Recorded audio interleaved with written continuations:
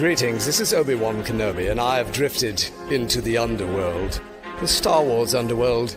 I have a bad feeling about this. Here we go. We must go to the lower levels.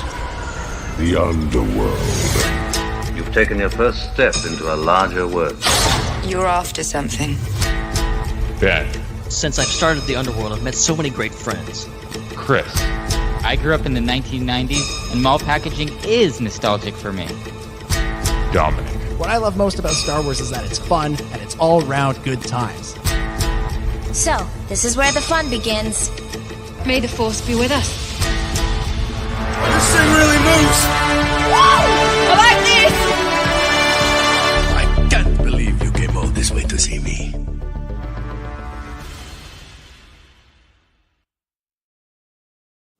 What's up, Star Wars fans, and welcome back to another episode of the Star Wars Underworld podcast. We are your source for the latest breaking Star Wars news, discussion, and breakdowns of the Book of Boba Fett. My name is Chris, and joining me, it's my good friend, Mr. Dominic Jones.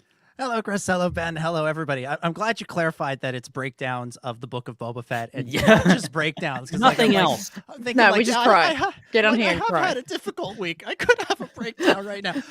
No, I'm really excited to be talking Book of Boba Fett. I'm really excited to talk about this episode. Obviously, a ton of stuff happened. But before we do that, I wanna shout out something else about the Book of Boba Fett that I think has been head and shoulders above all other Star Wars shows.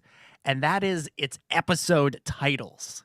And this week cemented it because, like, you look at Mandalorian and you get titles like The Prisoner, Reckoning, things like that. They just sort of describe what's in the episode. Whereas Book of Boba Fett, you get things like Stranger in a Strange Land. And this week, From the Desert Comes a Stranger. That sounds like it should be like the Avengers of Western movies where, like, John Wayne and Clint Eastwood team up to, like, do something. Like, it's a great title. So and the guy I credit with this is Robert Rodriguez, because Filoni and Favreau were given kind of like perfunctory titles of like, I don't know what happens in this episode. I don't know, something bad. It's like a tragedy. Let's call it a tragedy. Let's call it the tragedy. And Robert Rodriguez comes in and he's like, no.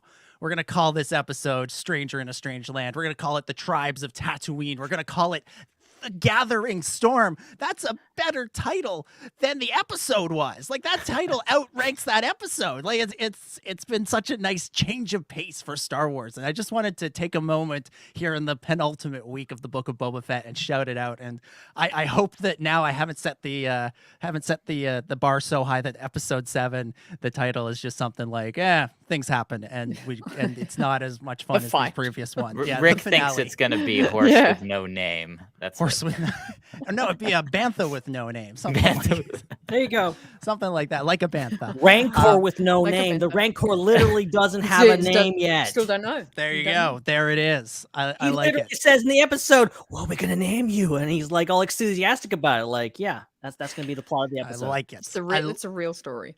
Yeah, That guy and- down there under me in the video is Ben Hart, the Star Wars guy. How's it going, everybody? Yeah, lots happened, guys. If you haven't noticed, if you haven't watched the episode, what are you doing here? And also, we just got through watching an episode of Star Wars, not the Book of Boba Fett, not the Mandalorian, just an episode of Star Wars. That's how I'm choosing to interpret all of this madness. So I'm looking forward to getting into all of that and spending I don't know how much time, because there's actually other stuff. I made notes and there was other stuff. There's news. There's a character posters that I really wanted to talk about, but no. All right, we don't have time for any of that crap. All right, let's just get into it. And also, finally, joining us from the Star Wars Culture podcast, it's Hannah. Hello. I am so thrilled to be here. This is my third live stream conversation about it. And I thought maybe I'm like getting to the end of like things I have to say. But it's like I have been building with things I still have to say. I just have so many thoughts that have been marinating in my brain over the past 2 days. And I'm so excited to just like keep talking about it. I've new theories, new ideas of what's going to happen. But so thrilled to be here. Oh, fantastic. So we're going to get to No, there's something else we do before we get to the plugs. Damn it. There's something else we do when we have guests on. I know everybody's excited, but there's something else we do before we get to the plugs. And that is we ask our guest what they've thought of the season so far. I know you two have been like podcasting. There's a reason why I didn't think to ask that. Yeah. I know you've been doing these like secondary shows where you're like over at 3 a.m. for some reason, but on this show, we have have plans. We have a way of doing things, and I will not break from it for anybody. So Hannah, what have your thoughts been on season 1 of the Book of Boba Fett so far? I think, Ben, what you said before was really true. This has been amazing Star Wars. I think that the episodes had such variety in them. We've got variety of storytelling, of characters, of tones. Every episode is something different, and we could be critical of that, but I think it's just amazing. It's my kind of complaint with Star Wars previously with movies or series is that they're very conservative with how they explain and express stories that we see in the galaxy. But I think this show, in universe and out of universe, in our world, has been really kind of confident in exploring new ways to express Star Wars. And it's really made me excited for the shows that are coming, for Andor and Kenobi and everything that is about to come. Because I think Boba and this series as a whole has just been a big expression of Star Wars love. And people are going to not like things and like things more than others. But I think that's the fun of it. And I think I've really enjoyed every episode. I think there's been things and elements of some episodes where I'm like, oh, that's like random. Like I'm still iffy on this random gang of youths that Boba has adopted. I'm still not sold on them, but that's almost the fun. We're not meant to like everything, but it's meant to be. Yeah, I just really enjoyed it. I've really enjoyed kind of the hype and going into every week and sitting down watching some new Star Wars. I've really loved it. Nice. Chris. Okay. Now, there we go. You may plug things.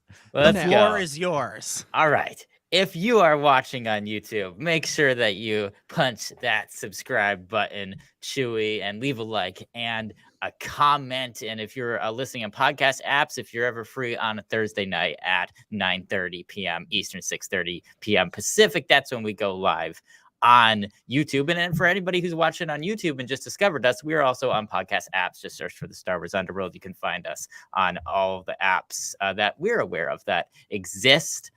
We also have a Patreon, which you can find at patreon.com/theswu. And that is where, for as little as $1 a month, you can get our pre-shows. And the pre-show that we did was something else. And this is all we have to say about it. This is all we have to say about it.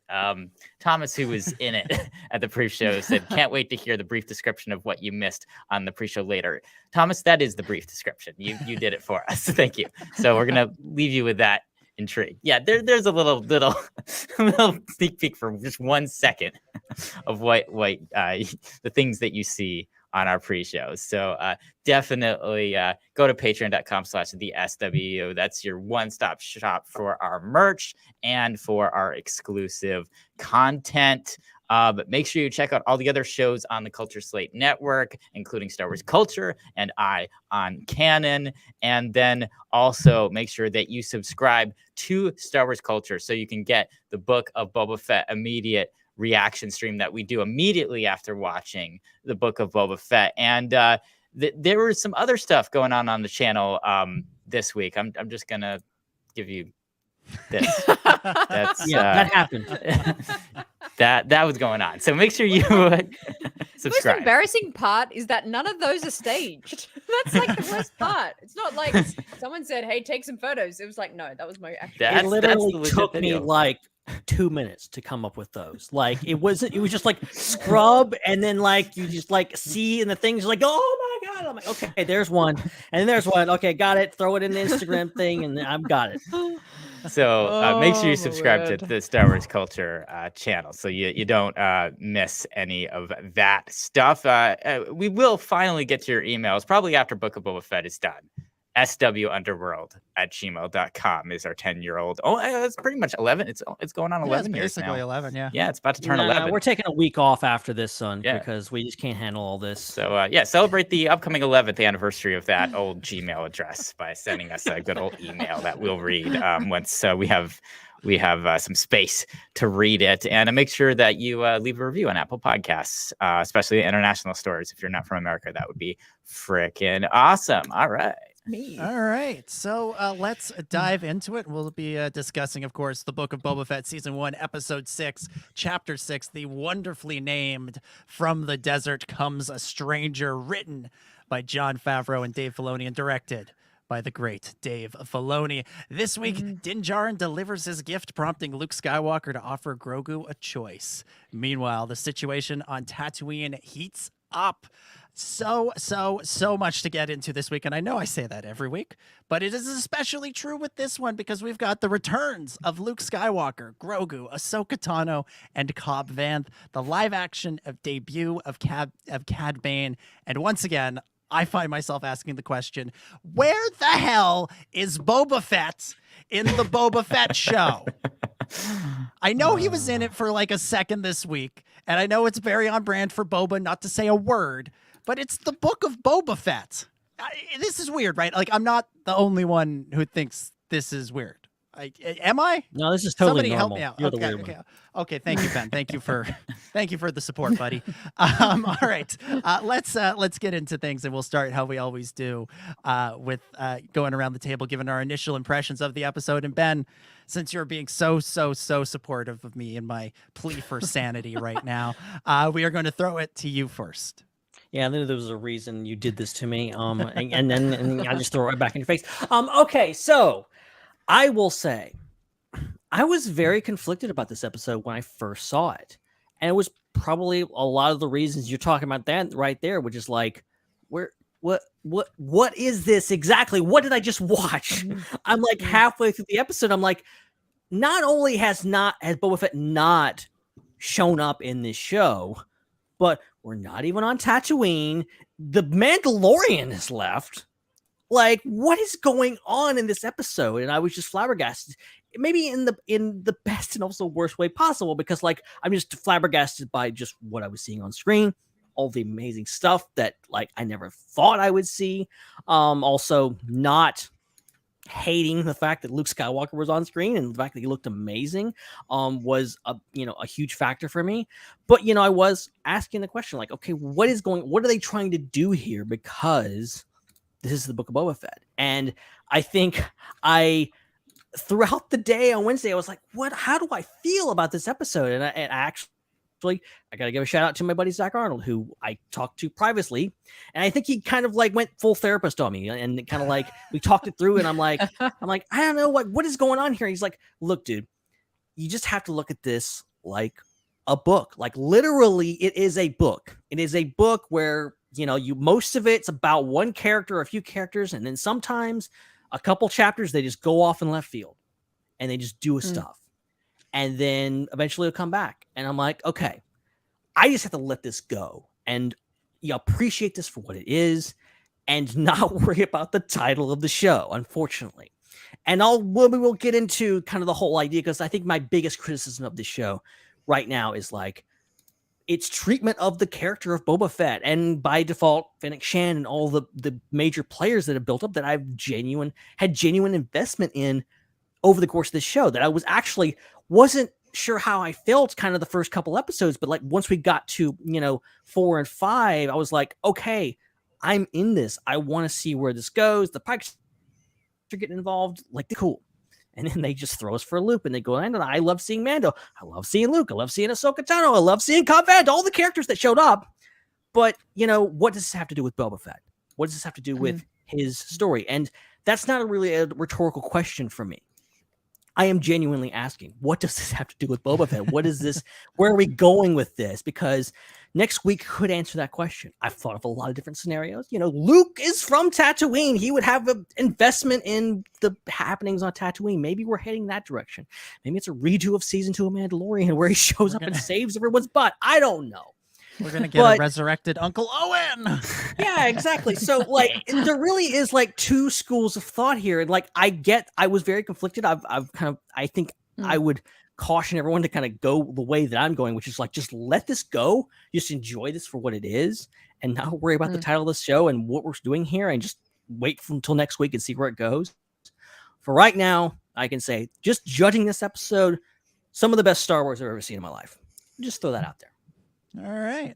That was a journey, Ben. It was a journey. Sorry, journey through the desert. No, it was good. It was great. Fantastic. You can see I've got so much. There's so much in there. Now, Hannah, we'll go over to you next. I mean, we've seen from your reactions online that I think you enjoyed this episode a lot. Give us your initial impressions of From the Desert Comes a Stranger.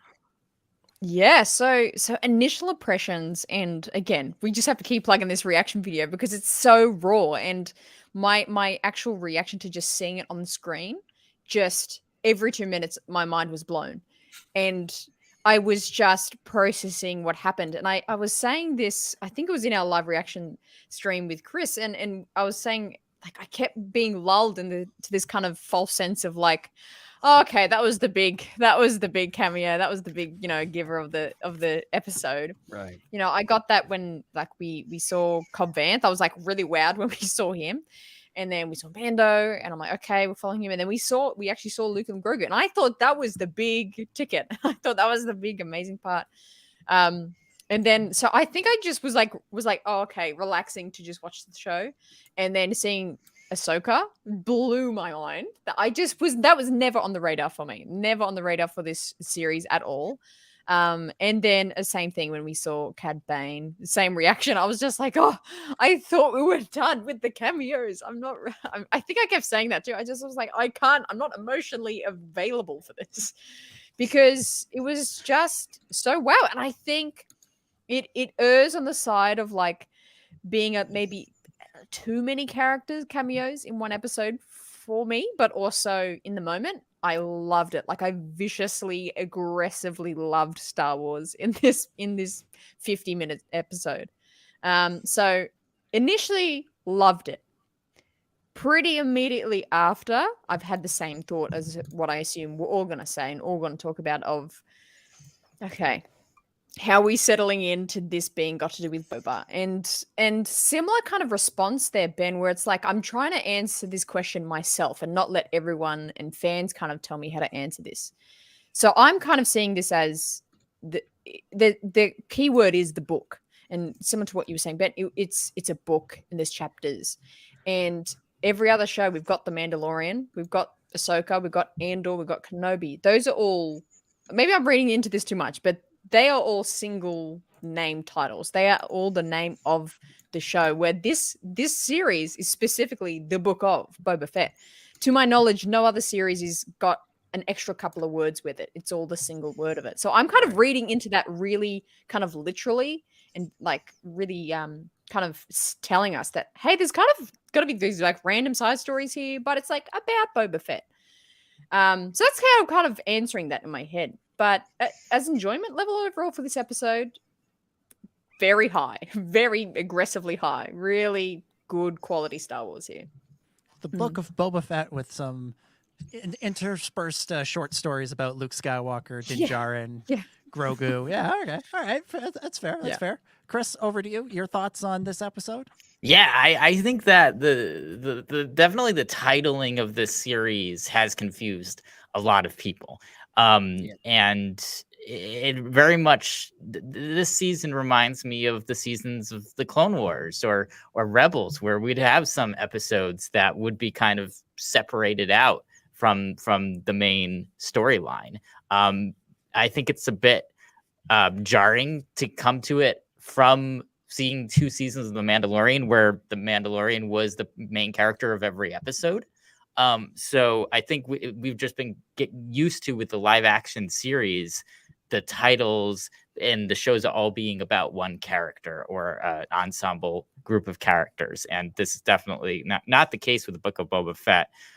So aside from the titling being a little bit confusing, this season of whatever this season of Star Wars is fantastic. Like, we've gotten 3 really interesting storylines now we've woven into this show. We've got the storyline of what's going on with Boba Fett and Tatooine in the present timeline. We've got this really cool backstory with him and the Sand People, which is really cool. And now we're seeing what's going on with Grogu and Luke and Din Djarin and Ahsoka, and that's really awesome. So I'm not gonna get super hung up on the title. I'm just gonna take the season for what it is, as a season of Star Wars, and taking it that way. I agree with Ben. This was phenomenal. This was an amazing episode. So much happened in it. So many things that we kind of wanted to see out of what we thought was going to be the Mandalorian we saw in this episode.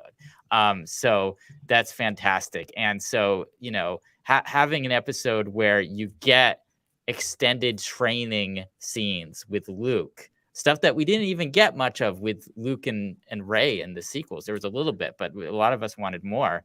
That was enough. That would have made this episode great. But having that Cobb Vanth, Cad Bane standoff as well in this episode really, really added a lot to it, brought it back into that Tatooine storyline, and makes the future of that plot super intriguing. So I feel like this episode did what a few of the episodes of the series failed to do, which is provide a really interesting, relevant story, and also move the plot forward a little bit and make you really intrigued about what's going to happen next. Like, I think that they had a decent balance of things, despite the fact that Mr. Boba Fett was basically a cameo in his own show. That's the only thing that's a little weird about it. But other than that, everything else was great. So if you forget about that name, Book of Boba Fett, it's great. That's the only thing that is the question mark for me.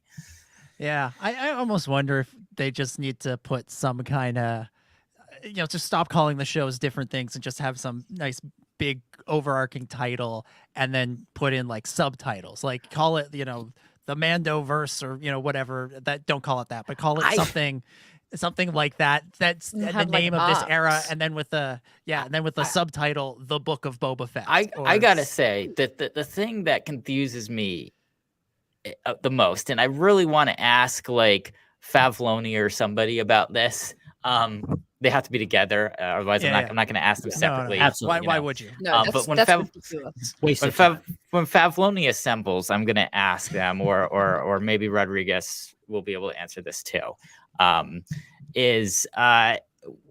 didn't it do what I thought they were going to do last year, which is have the Book of Boba Fett be like 4 vignette episodes about Boba Fett and his backstory, and then just go back into the Mandalorian? Like, that's what I thought was going to happen, and that's what happened, but it wasn't branded that way. It wasn't marketed that way. The only thing that I can think of is that is what they intended to do. Like, this is literally season 3 of The Mandalorian, but they wanted to surprise us, so they Trojan horsed it inside the Book of Boba Fett. Like, that's the only explanation I can think of to this, because like you have 4 episodes of Boba Fett, and now we literally have 2 episodes of the Mandalorian. That's what we have, and they didn't call it that. And the only explanation I can think of is that they wanted to surprise us, but that's literally what it is. Like, they're gonna shift it around. Like, in a few years, you're gonna go scrolling back on Disney Plus, and there's only gonna be 4 Boba Fett episodes, and then this is gonna be labeled as the Mandalorian. Like, that's the only thing that makes sense.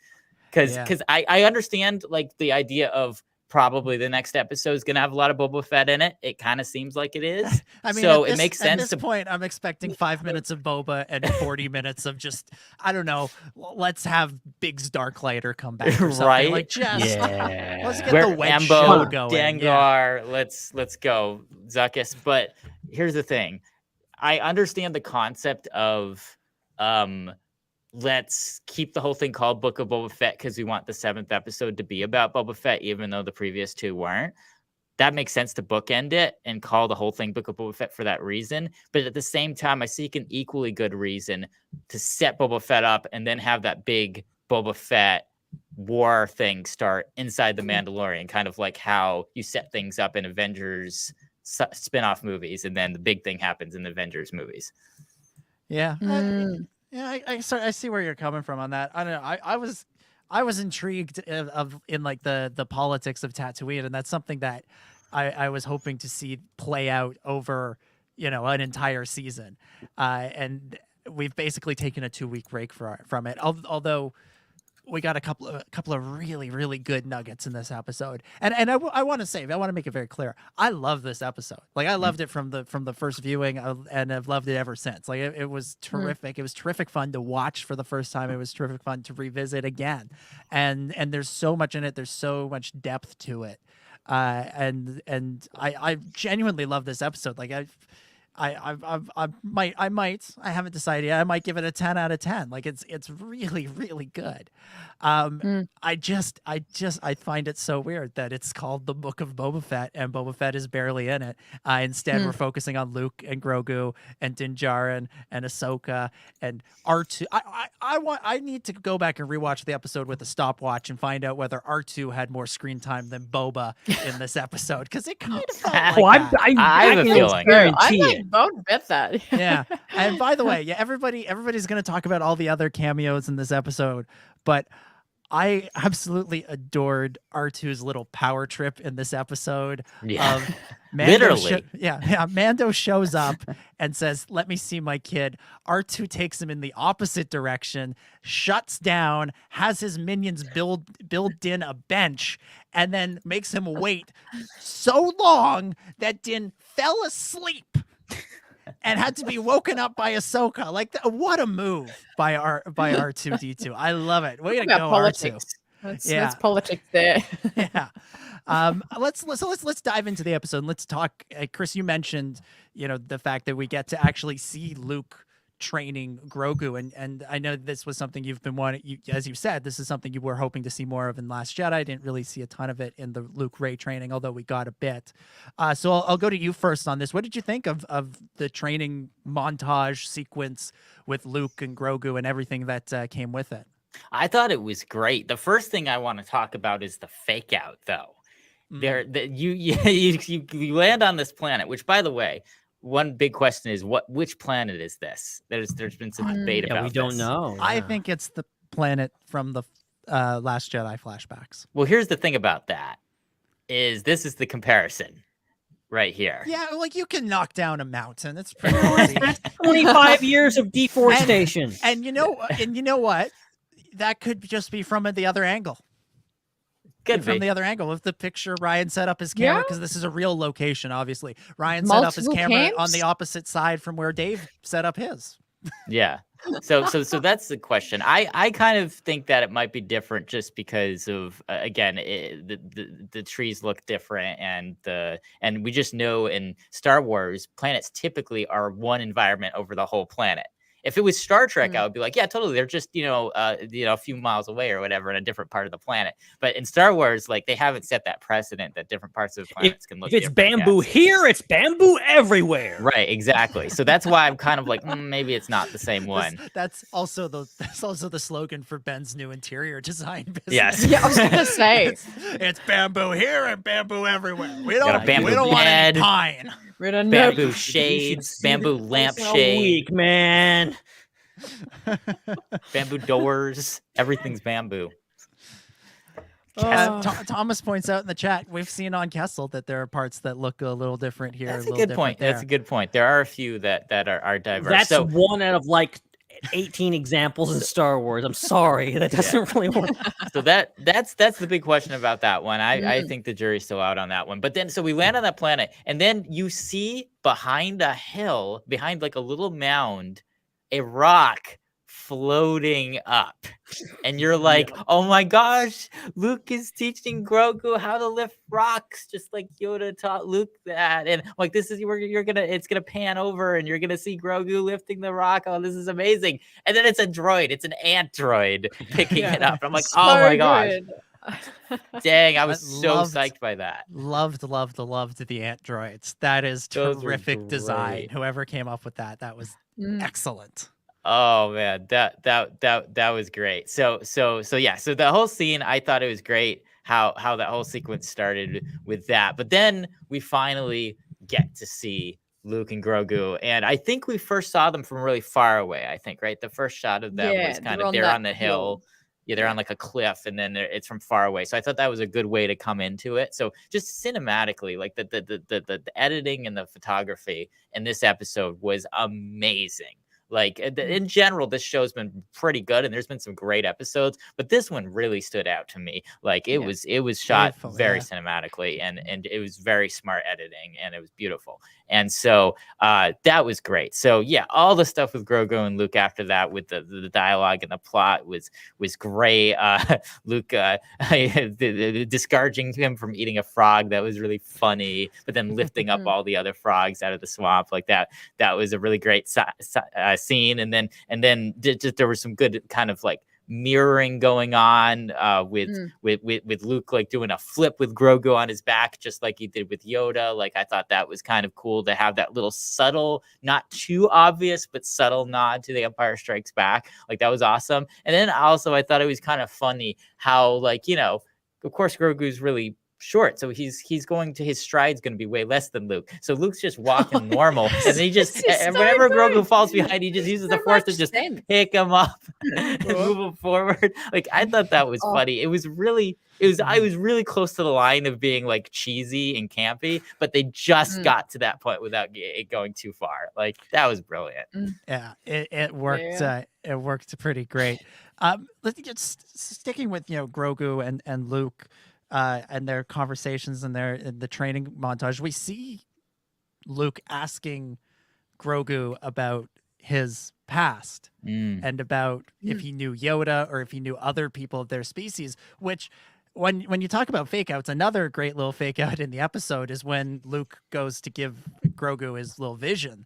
I thought we were going to see many Yodas, like all sorts of Yes, I was like, are we going to see a whole like village of Yodas just like hanging around, and like how baby Yoda's Grogu's family? Oh yeah, just insane. And instead, because it's a Dave Filoni episode, it was a flashback to Order 66, because Dave can't do anything these days without bringing in Order 66. Couldn't help yourself, could you, Filoni?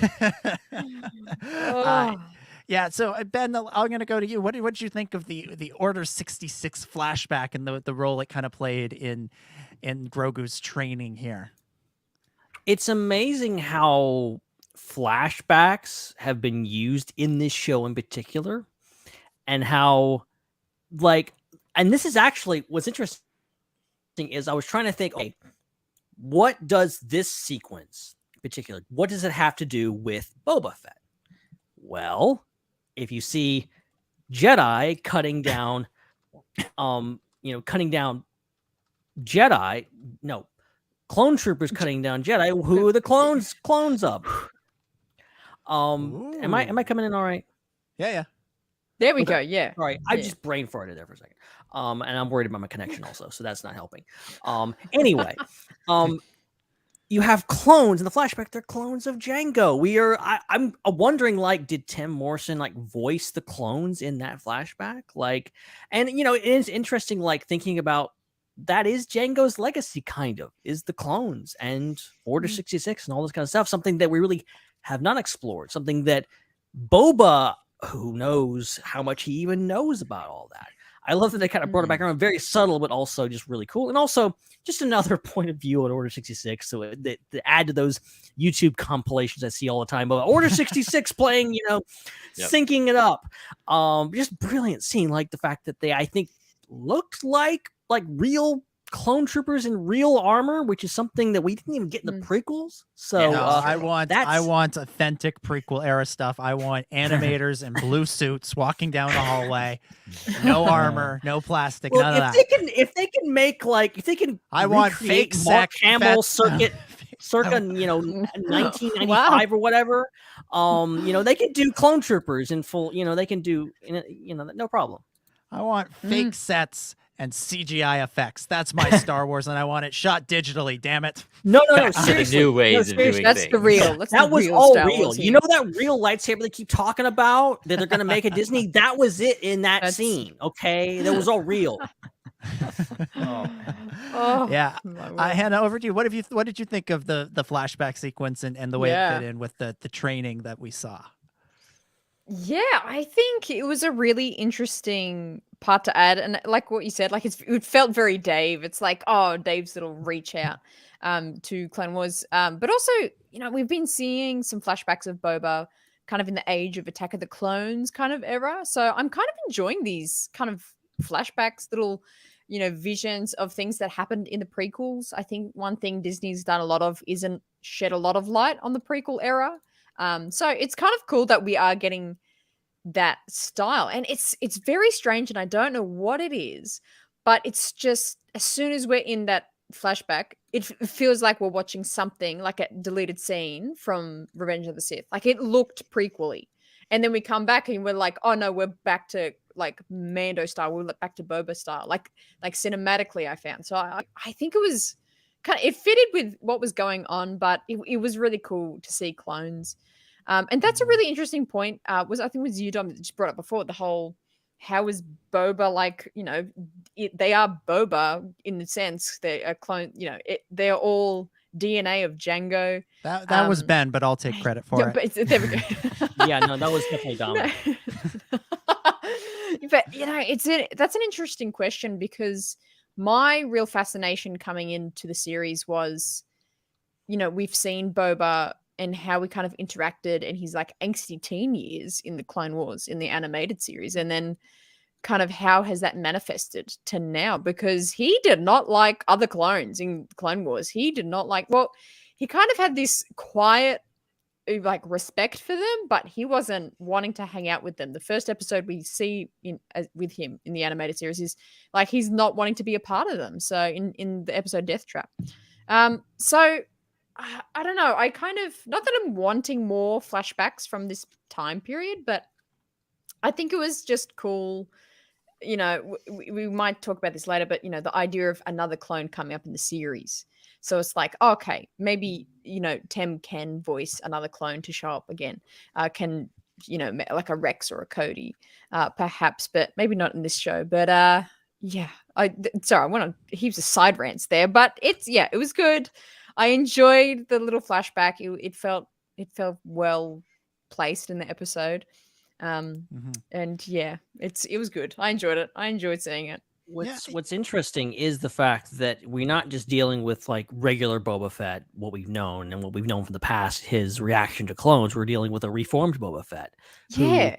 Who, so, what would his outlook on the clones be now? How is it trained? How would his feelings be now? Has he changed his mind? And he was a teenager when he's like, "You're not my brother." And he was like willing to kill them, and so I like the idea. Like, man, they could do it so easily. They could do it so easy. Just put Tim in a different costume. They've got Rex or Cody. Come on. Yeah. You guys bring up an excellent point that's a really unexplored aspect of Boba Fett's story. And you know what I think they should do? This is kind of out there as an idea. They should make a Boba Fett show and explore these things. No, that's crazy. They would never do that. What no, a bonkers idea. That's lunacy. Oh my gosh.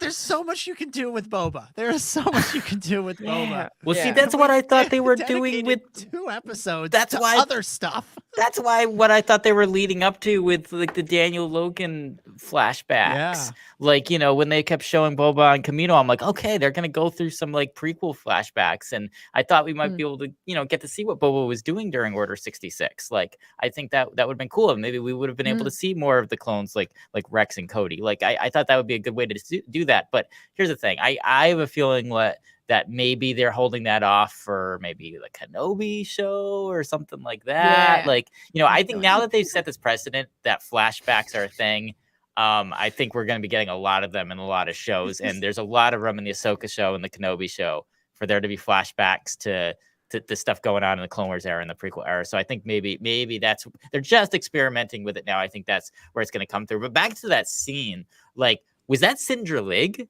Was that Master Dralig? I was wondering. Yeah. I was wondering. I mean, I didn't see Nick Gillard in the credits, but it could have been. Although I will like him. I will say, if that's the case, then they have overwritten the episode 3 video game, and as a diehard canon person, I feel personally attacked. I'm just kidding. Real quick, All of just in response to what you said, Chris, I'm just envisioning like this is going to be a trend now that we're going to get the Ahsoka series, but oh no, just Cassie Andor just randomly shows up and takes over the show. Yeah, and then who knows? Just you buckle in. You may say something on the title, but you don't know actually. Well, who's gonna be in the show. Someone had a fantastic comment earlier. It's been so long, I've lost it. But someone said that the Book of Boba Fett is just a bunch of like backdoor pilots to all the future shows. So it's like we had the backdoor pilot for the Mandalorian. And now it's there's gonna be and this week was a backdoor pilot for Ahsoka. So the next week's gonna be a backdoor pilot for Kenobi. Makes sense. Probably at this point.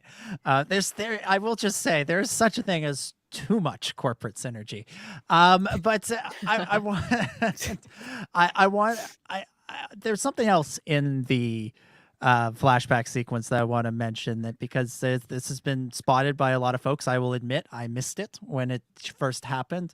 But Rick in our chat points out that Barriss Offee's crest is on the wall during the Order 66 scene. And that's led to some speculation, like, was Barriss around doing stuff during Order 66? Because she's, in theory, supposed to be in jail at that point. And could perhaps she have been the one to save Grogu? Because we don't know who got Grogu out of the temple. And, the thing about Barriss, to go back to Clone Wars Season 5, is she was wrong to blow up the temple. But her reasons for doing so weren't precisely wrong either. This is what she says when she confesses to her crime. She says, "I've come to realize what many people in the Republic have come to realize, that the Jedi are the ones responsible for this war, that we've so lost our way that we've become villains in this conflict, that we are the ones who should be put on trial, all of us. And my attack on the temple was an attack on what the Jedi have become, an army fighting for the dark side, fallen from the light we once held so dear. The Republic is failing. It's only a matter of time." Wow. Show me the lie in that. Yeah. Show me the she did an evil thing in that, bombing the temple and killing a bunch of people.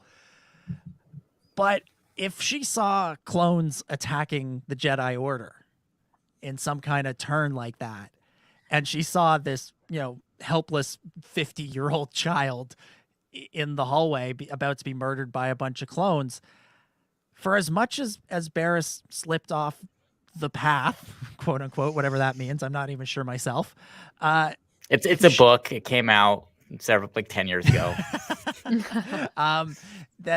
For as much as she might have lost her way a little bit, I imagine she would, go rescue that 50-year-old child. And we've got the Ahsoka show coming up, and Ahsoka and Barriss were good friends at one point.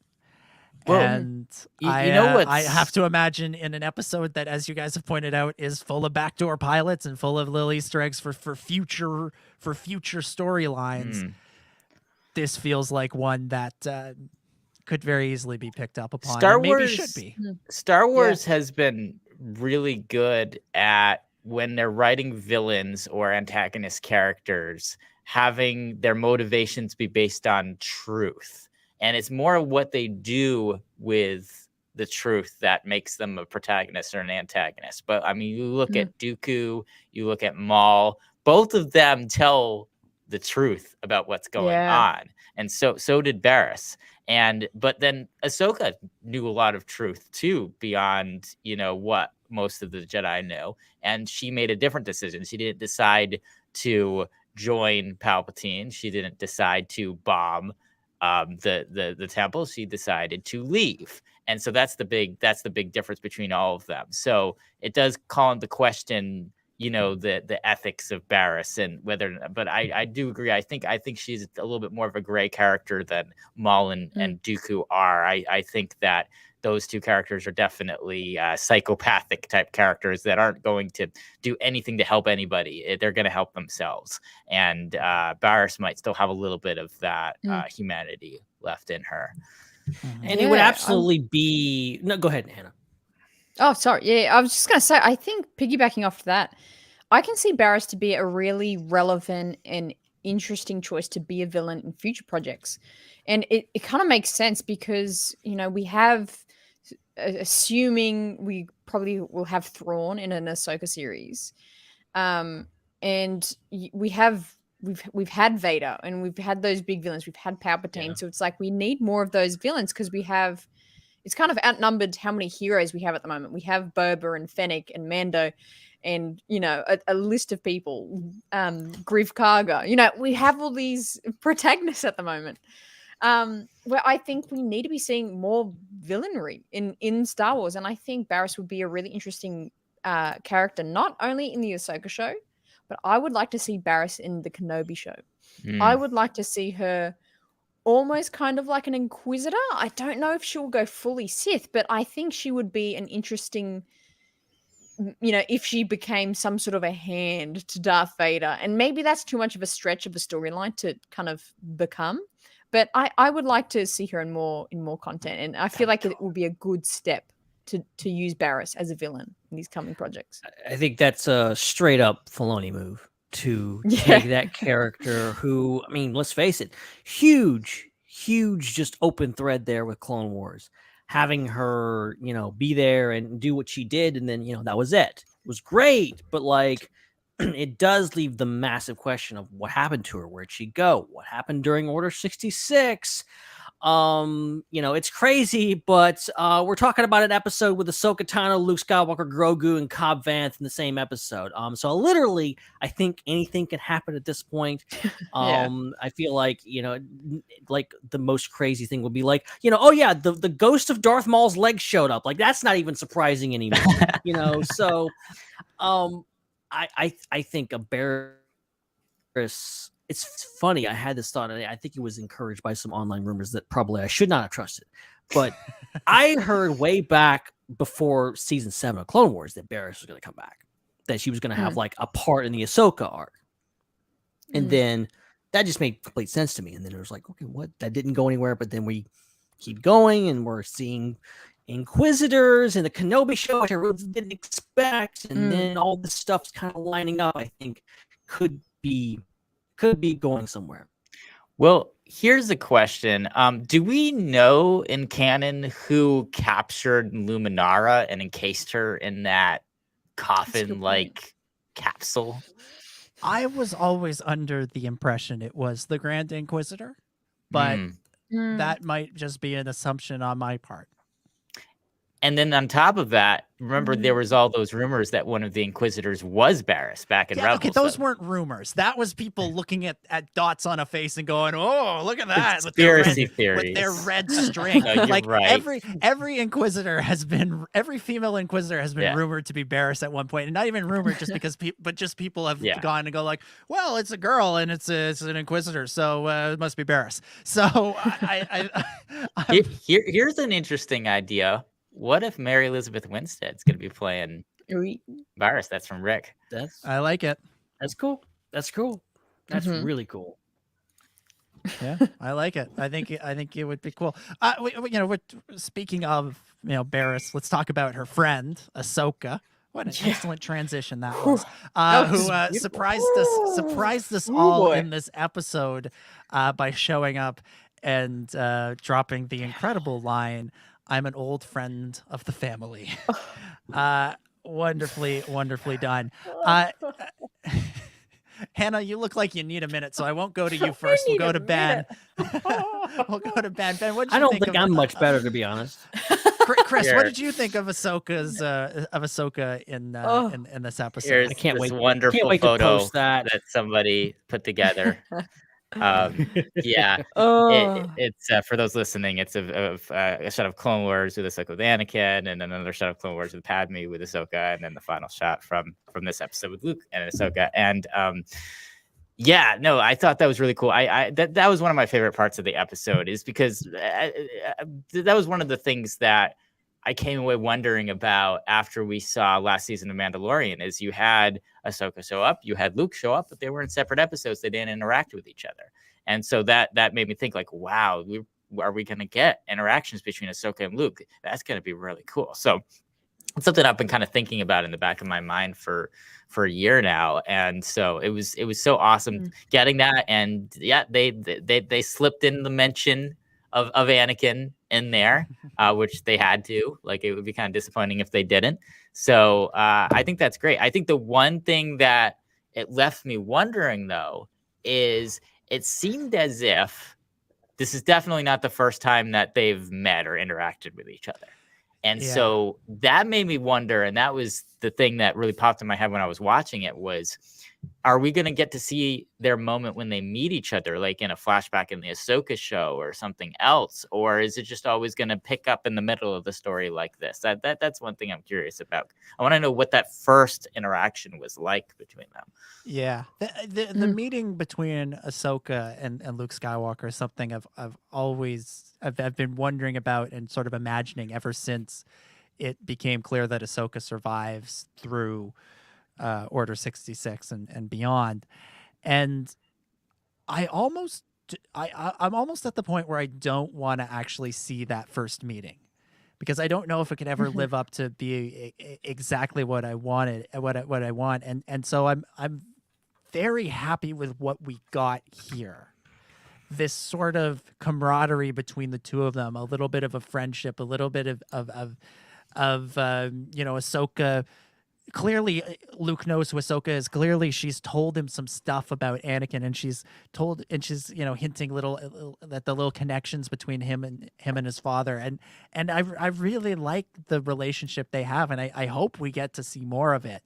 That said, that first meeting, that's something that I can only imagine what it would be like. And like I said, I kind of hope I only ever have to imagine what it is, because I imagine it's pretty great in my mind's eye, and I'm happy for it to stay there for you know what? Maybe one day somebody will ask you to write or direct it, and then you'll change your mind. Gotta hold out. Yeah, you have to tell us. Yeah. I like the idea of maybe, because I started thinking about it, I'm like, just because like they're together on this planet, we're assuming that they maybe just met, but they may have been together for a while off and on. They may have met years earlier and they've kind of kept in contact. There's nothing really in Mandalorian season 2 to kind of say that they haven't met, or that Ahsoka hasn't been, keeping tabs on other people, or may have met people like Luke, Leia, whatever. What's she been doing? I'm sure the Ahsoka series will fill us all in on that, or maybe it won't. Who knows? But like, I kind of like the idea. It's all going to be about Jenner, so yeah, exactly. But I like the idea of like leaving that to, and just I'm not, beggars can't be choosers. I'm not going to like pick and choose. Like, I really would have liked to seen like them meet. I'm like, Luke and Ahsoka are in the same frame. Are you kidding me? Like that's my brain. Yeah. Just real quick, when Luke walked in, when she walked into the frame, when Luke was standing there, that might have been my favorite moment in the episode. Just realizing that we were actually going to get to see the two of them on screen together. Yeah, I totally agree. I think my brain just couldn't comprehend what was happening, and the fact it's almost because since Rebels, we've known she's been alive in the era of Luke and Leia being around. And we know she's around. So I feel like everyone who's been a fan of her and a fan of her storyline has imagined, they would have met one day. I wonder what it would look like when they met. So it was just this ultimate kind of moment for me. I think there was just so much emotional charge in the moment of, this is real now. Like, this is canon now. This is on our screens right now of Ahsoka and Luke being in the same shot. And one of my biggest kind of comments to the series, and I didn't say it at the start, but I think one thing I've really loved from Boba is this series is subtle, and there's been really subtle moments, and I love it when Star Wars is subtle. And I think it was only a small amount of dialogue that these two exchanged, but it was the perfect amount. And when he said, when Ahsoka said, I'm a friend of the families. I think that was a really good nod to not just, yes, she's Anakin's Padawan or was Anakin's Padawan, but she had such a relationship with Padme as well. And I think we kind of can look over how much of Padme's character and kind of nature is actually in Luke. Yes, Luke has kind of this flighty kind of vigor and confidence that Anakin had, but I think a lot of Luke's like kind of temper and looking to see the full picture is coming from Padme, and Padme did very much have that sense of self and sense of looking out for others and being there for others. And so I really enjoyed that moment, just not being like, oh, we got you're just like or so much like your father. We got that line, but also I think I really valued the whole a friend of the families, because it's just like, yes, you were like really close with Padme too, and I think that's overlooked with Ahsoka. I think one big thing we may be missing here, and something that we talked about in season 2 of Mandalorian, of the whole idea of Ahsoka being not wanting to train Grogu because of Anakin, because of fear of, I've seen what these feelings can do to a fully trained Jedi, to the best of us. Clearly talking about something we all know. And so that idea that, like, because that's my assumption, was like, she hasn't talked to Luke. She doesn't know what happened to Anakin. Well, now she has met Luke. They've hung out for a bit. What does she know? How maybe has her perspective changed on this whole attachment thing? Obviously, Luke, there's a whole other story about like Luke's feelings on attachments and kind of going back to the old ways and perhaps even the old mistakes of the Jedi. But Ahsoka's feelings and what does she know about what happened to Anakin? Have they had that discussion yet? I'm assuming they have. Would love to see that. Maybe that'll be the Ahsoka show to kind of fill that gap in. But yeah, there's a lot of stuff there. There's a lot of baggage. Mm-hmm. Well, and Luke says to her, will I see you again? And Ahsoka replies, perhaps. There's actually a slightly extended version of the scene that, if you know the secret password on the Disney Plus YouTube channel, that you can see, where he says, will I see you again? And she says, perhaps, in season 1 of Ahsoka, streaming 2023 on Disney Plus. And then she winks and the thing goes ding, and then the Disney Plus logo shows up. You really got me there. Wow. I was really like, what the hell? What kind of breeze over that? What the hell? Oh my god, you got me there. Let's talk a little bit about Ahsoka's conversation with Din in this episode, because Din shows up. He's kind of the catalyst for a lot of what we see in this episode. He's the one that's traveling around and meeting all of these people, and he wants to drop off the little bag of chainmail for Grogu, and Ahsoka kind of talks him out of it. She gives him a choice, but she was leading him to a certain decision. Hannah, I'll throw this over to you. What did you make of the meeting, the second meeting of Din Djarin and Ahsoka Tano? Yeah, I think this was an interesting angle for Ahsoka to take. I probably wouldn't have picked that this is how that conversation was going to go, or she was saying, don't, like, he's really missing you. It's kind of going to mess him up, or stunt his growth if you go see him again. It was very, as much as Ahsoka, I think, is on her way to be the most ideal Jedi that we need in the galaxy. It was also very Jedi Order like for her to say, going, hey, don't let him have that attachment still. Hey, don't let him have that connection, because he's going to struggle with that. But then also, is she coming from that, speaking of her own experience, going, I had this, attachment to Anakin and to the Jedi Order, and like that they screwed up. That was awful. That hurt me. And then, Anakin's now Vader. That hurt me, and I was attached to both of those things. So now maybe she herself is afraid of attachment.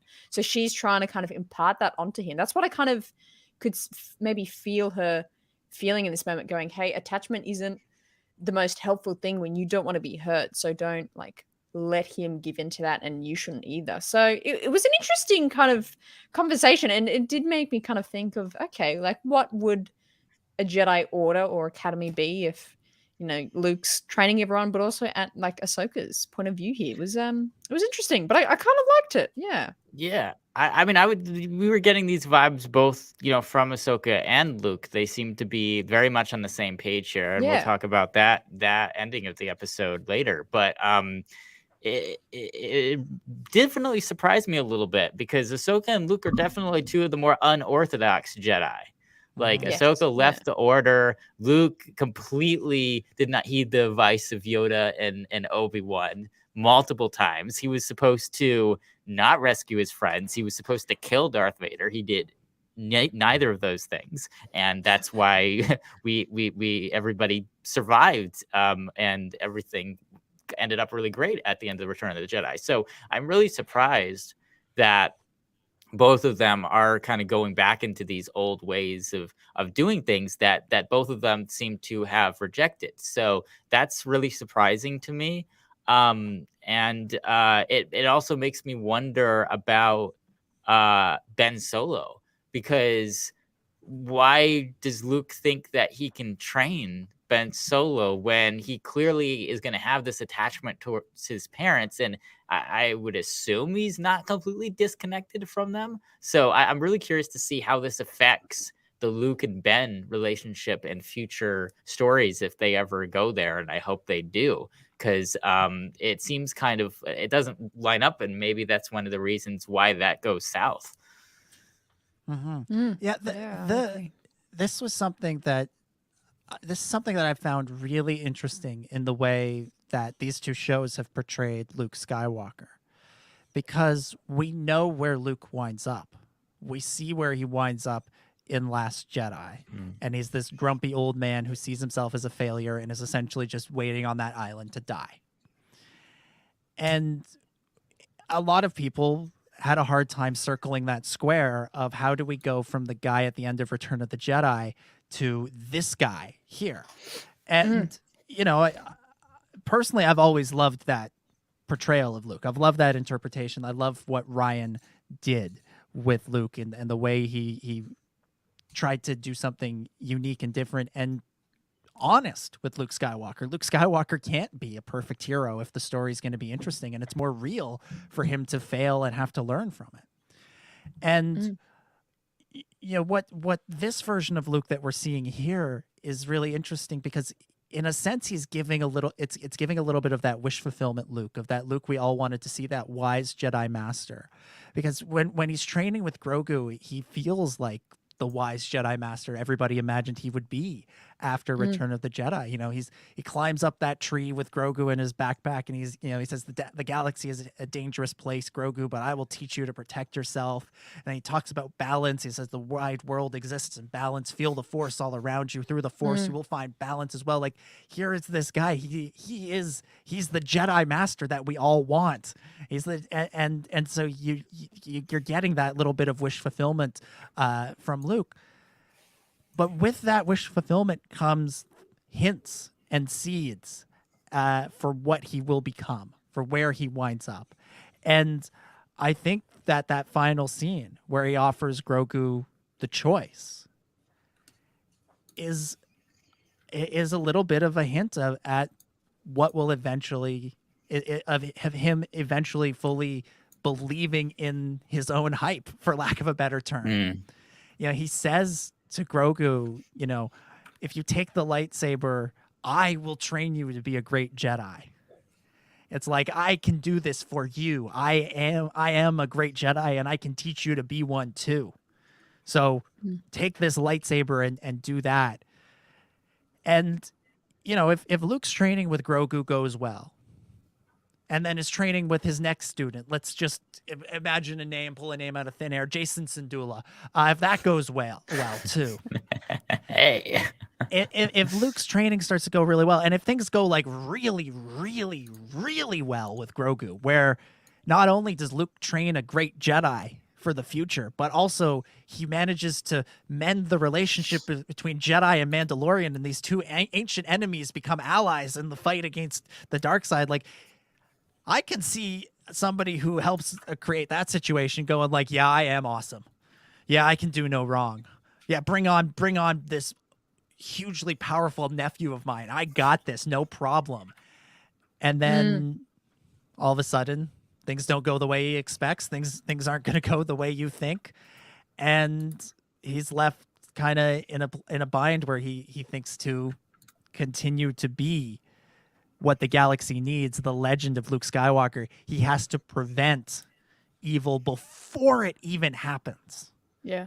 And that's where we find him in the tent or the little shelter there that night with Ben Solo, where he, in a moment of weakness, in a moment of fear, not just of what Ben would do, but fear of, losing his status as a great Jedi of legend, thinks for a moment that the right thing to do is to murder his nephew.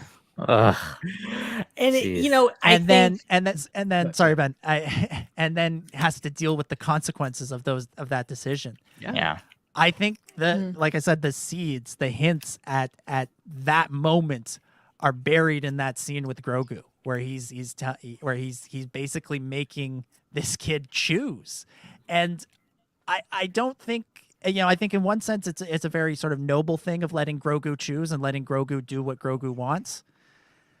But in another sense, I don't know if it's the right choice to be offering him. And I think there's another way. And I think Grogu and Din and everybody will have to show Luke this third way of maybe you can be a Jedi and a Mandalorian.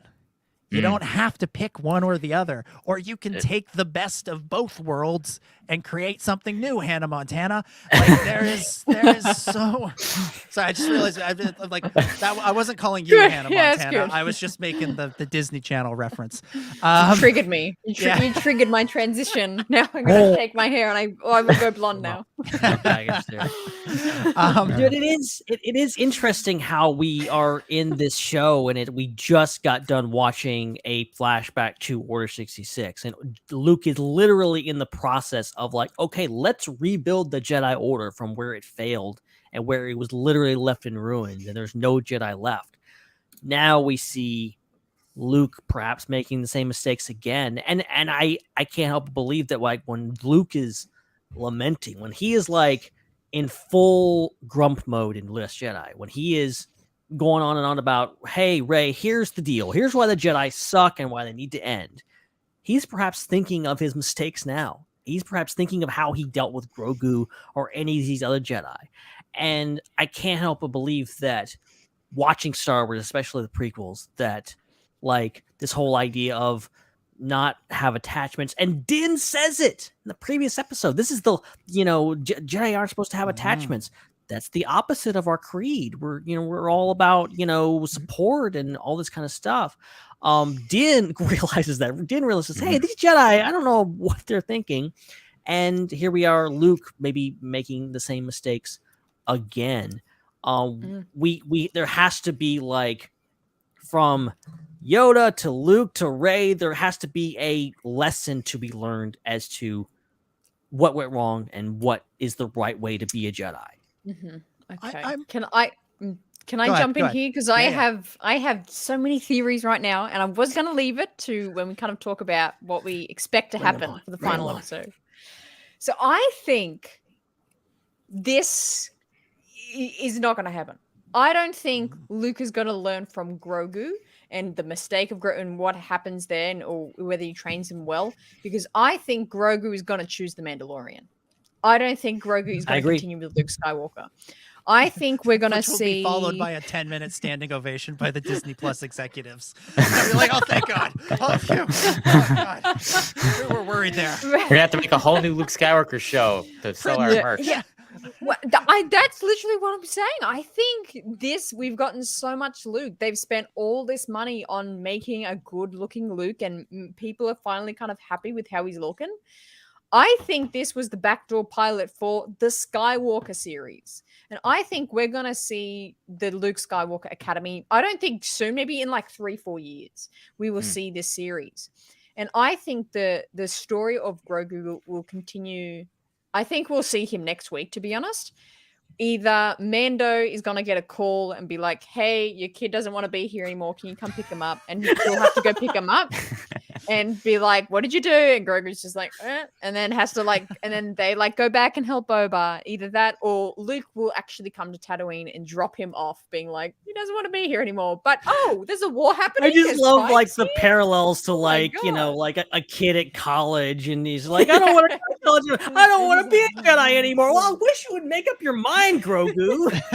Exactly. Well, I really think it's plausible, and I think it kind of that might segue in Luke to meeting Boba and be like, "Didn't I just throw you in a?" Anyway, I'll help you out. The pikes are bad, and so I think this whole idea of trying to understand where we see Luke in The Last Jedi, I think that'll genuinely come in a Luke Skywalker Academy series. Yeah, in my opinion. I think I think they should definitely make a Luke Skywalker Academy series, and I think they should call it Tales of the Jedi. Oh, yeah. That'd be cool. Yes. Just throwing that one out there. Yeah. Cheers to that. That record player may have a hint or two for us. And the other thing that, again, we know that Han and Ben are out there. And so one thing I'm curious about is how are they going to play into things? At some point, Ben's going to have to start with Luke. And so are we going to see that, in one of these asides in one of these earlier series, or are we going to wait for that Tales of the Jedi series to see all the stuff with Ben and his relationship with his father and how all of that stuff begins? I'm really curious about that because, with the amount of random cameos and things that they've been doing at this point, it wouldn't shock me that the whole next week is just all about Han and Ben and not even about the Mandalorian or Boba Fett. And so that kind of makes me curious too. And then, we've a lot of us have been speculating too about, there's that history between Han Solo and Boba Fett as well. That could get interesting if Han shows up in one of these shows. So there's a lot going on there. But going back to Grogu's choice, as we're calling it, yes. This is a big one. I was definitely flabbergasted at that being the cliffhanger of the episode. I thought we would get to see that. The show is called The Book of Boba Fett. Oh man, but that was something else. But honestly, I didn't want him to make a choice. I felt like it was a false choice. It's a false dichotomy. I think you can be a Mandalorian and a Jedi, and I think there's kind of hints that the Mandalorian who built the Darksaber was like that. And I think there's a reason why the Darksaber and that lore is coming into the show. I think they're adding it for a reason. I think it might be some foreshadowing on what's going to happen with Grogu down the line. And he might be that merger of those two cultures. And so I think if I were Grogu in this situation, I wouldn't even choose. I would just walk away and say, I'm not making this choice. I'm not sealing my fate like this. And we know that, his species is exceptionally wise. I want to ask Grogu. So he's coming on the show to answer the question, but the problem is he doesn't speak. So you just have to infer from his facial expressions. So Grogu, thank you for joining us today on this episode. That's a couple of questions for you. Thank you for your time. If you had to choose between a lightsaber and some Beskar chainmail, hypothetically, what would you pick? Do you have any other outfits other than a potato sack? Just wondering, how's your wardrobe going? I genuinely had that thought in this episode of they got to get Grogu a new costume. Please. They got to get him a new You know what he needs? A jumpsuit. Definitely. It's definitely a good way to get some more merch out there. And you got to have some Grogu with lightsaber and Grogu and Mithril merch, but they might need to pay the Lord of the Rings people a little money for that one. No wonder he's struggling to jump, and when Luke's like jump and he can't go because he can't put his freaking feet out and bend his knees in a sack. We've literally never seen his feet. The working it's what? The working title of this episode was Green Babies Can't Jump. I'm with you, Chris. Just to bring us back on topic here, I'm with you. I think it's kind of a false choice as well, and I also agree that the bringing up Tar Vizsla, there's a reason for that, and I think there's a reason that Din knows that story now, and I feel like almost it might be interesting if Luke says, "All right, you picked the chainmail. Let's go find your dad. Let's go." And he shows up and he offers Grogu back to Mando, and Din says, "Well, what do you mean he can't be both? Why can't he be both? Let me tell you about this guy I heard of, Tar Vizsla. He was a Mandalorian and a Jedi. And oh, by the way, here's his weapon right here that I have here. And do you know anybody who could train me with this?" And I think that would be really interesting, and it would be Luke kind of having to be reminded.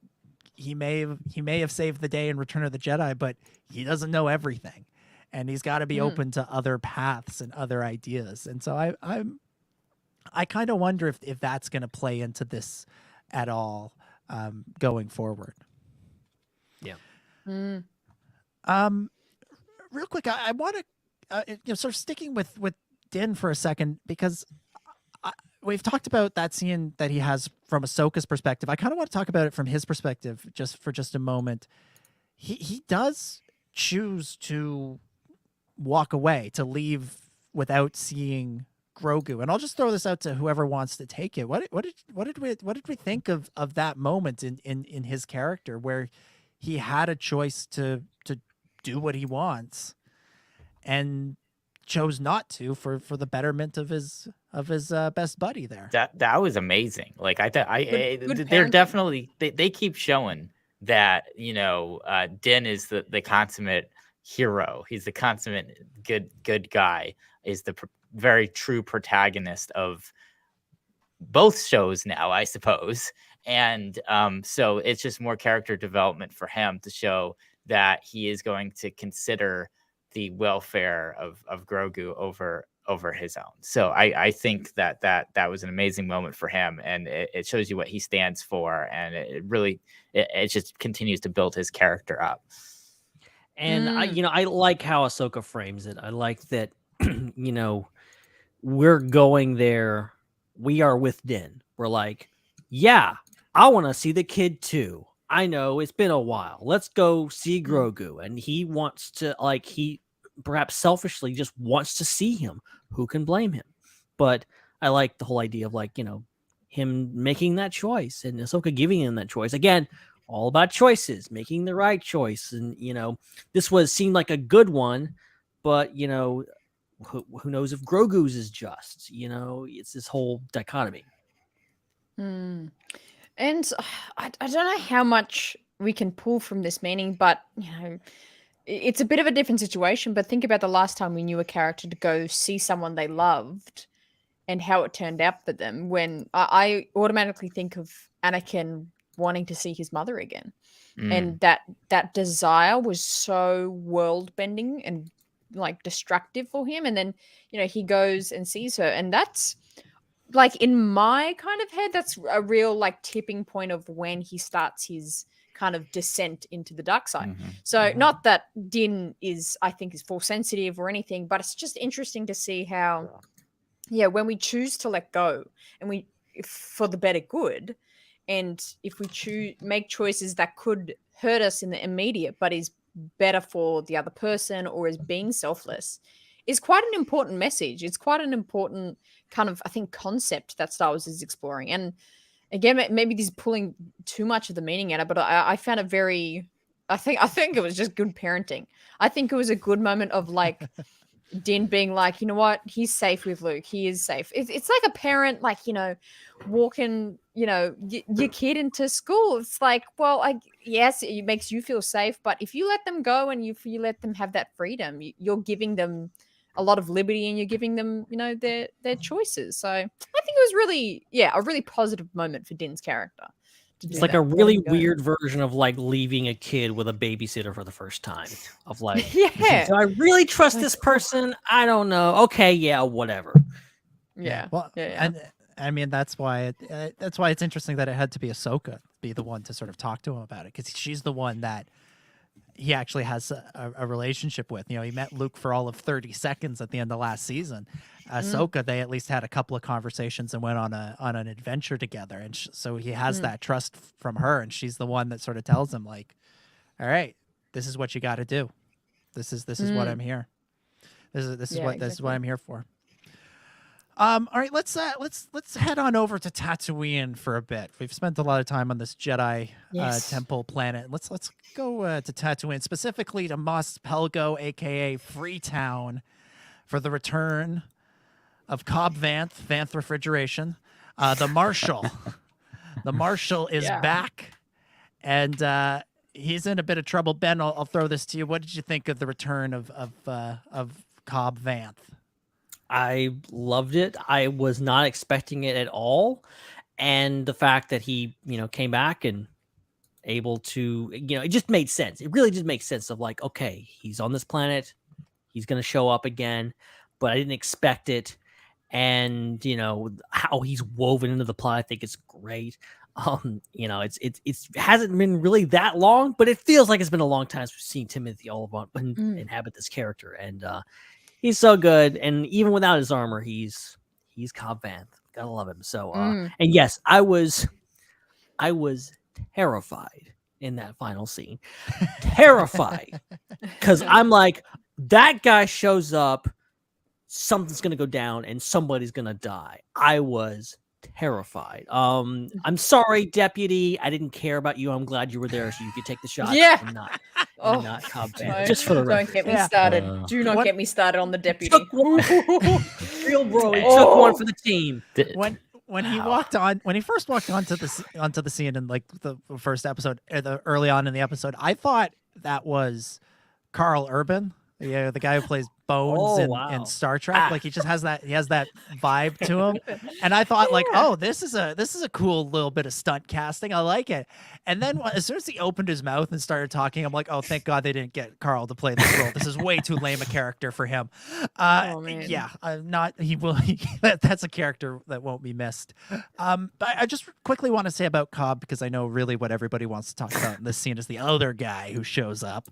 Weak Quay? Yeah. It's all about the Weak Quay. That had the internet all about just losing it. Love that guy. Love that guy. Real quick, what I want to say about Cobb Vanth is, we spent a lot of time in the first couple of episodes of this show, which remember is called The Book of Boba Fett. We're talking about Boba Fett and how he needed to, figure out who he was outside the armor. And what I love about Cobb Vanth is that he takes off the armor and he's essentially the same dude. Like he's still just as good and pure of heart. And it's just nice that there are good people in the galaxy that we can believe in, that maybe they don't have their fancy suit anymore, so they have to be a bit more careful, as he says. But he does not. He's still a good guy even without it. But yeah, he's about to help Boba out. He's about to gather the town when a man in a hat and a long trench coat and some weird air tubes plugged into his cheeks starts making the long walk. Did Cad Bane walk all the way to Mos Pelgo? Yeah. Like, did he walk from Yeah, Mos what Pelgo? happened to those jetpacks on his feet? I love that Tatooine is such a vast place. Like clearly, like nothing is close together, and they have these things called speeders and jetpacks and all these different transport, and everyone just decides to walk everywhere for long distances. Boba Fett, he's gonna go to town. Nah, who cares? He's gonna walk all the way to Mos Espa. He has a jetpack. He's not gonna use it. Yeah, but I love the idea that Cad Bane took a ship or took a speeder to Mos Pelgo, but he wanted to do the dramatic walk because he's just really, he loves that sort of thing. So he parked really far away, so far away you can't even see the ship. Getting his exercise. You gotta get those steps in. Yeah, you gotta get to 10,000 one way or another. Maybe he tried to park near it, but the deputy came out and he's like, "Oh no, you can't. Sorry, mate, can't no park parking. Here." This is a red zone. So Cad Bane actually flew and was like, "Oh, fine then," and then that's why he's walking to town. Oh, dang it! Okay, I'll be back. This is the second time in 5 years in Star Wars where we've had characters talking about parking in the show. We went 40 years without caring about parking in Star Wars. And now, ever since The Last Jedi, it's a recurring thing. Where's the meme? Like Ryan Johnson, Ryan. Dave Filoni talking about parking in Star Wars. Yeah, that's. If only you knew somebody who could make memes. If only. Yeah, I wonder. Yeah, it's really weird. All right, let's talk about Cad Bane. Hannah, we'll go to you first. What did you think of seeing this guy actually in live action? Yeah, I'm with Ben with using the word terrified. As soon as I was on screen, I was like, well, someone's gonna die, and it's probably not gonna be him. I think he looked pretty good. He looked like initially I thought I didn't like how he looked, but then I remembered, all we've seen him in is Clone Wars and Bad Batch, and that's very stylistic and it's a very different visual. And I think they've done their best to translate that into the real life and into, what we see in live action. So physically speaking, I liked the look of him. And what I really appreciate in Star Wars is when they use prosthetics and when it isn't CGI. I still can't quite tell. I think the whole thing is prosthetic. I don't think it's any of it is CGI. So I really appreciate that look. And even though sometimes like there was a certain angle where he like turned his head and it just looked, the proportions looked a little I saw funny. that too. It looked kind of weird. weird. And I was like, ooh, but it was for a split second. And I was like, you know what? That oddly makes it feel very Star Wars to me. It's very that like a New Hope bar scene where it's like, wow, you can tell you've had all these creatives making these weird aliens. So aesthetically, I really liked him. I think he's going to be a cool use in hopefully further episodes. But really interested to see his kind of involvement in Tatooine because he seems to be pretty defensive of the Pikes and pretty defensive of this spice trade. So like, why is he so involved? Why is he so committed to making sure it's keeping running? Who is he working for and who is working for him?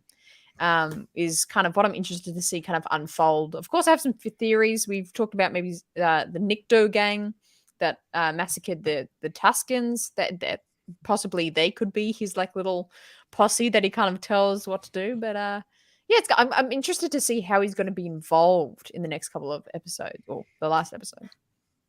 Yeah, it does feel like there should be more episodes. Yeah, I know. I was like, I feel like I can't believe next week is the finale. Yeah. It's interesting you bring up like who he might be working for.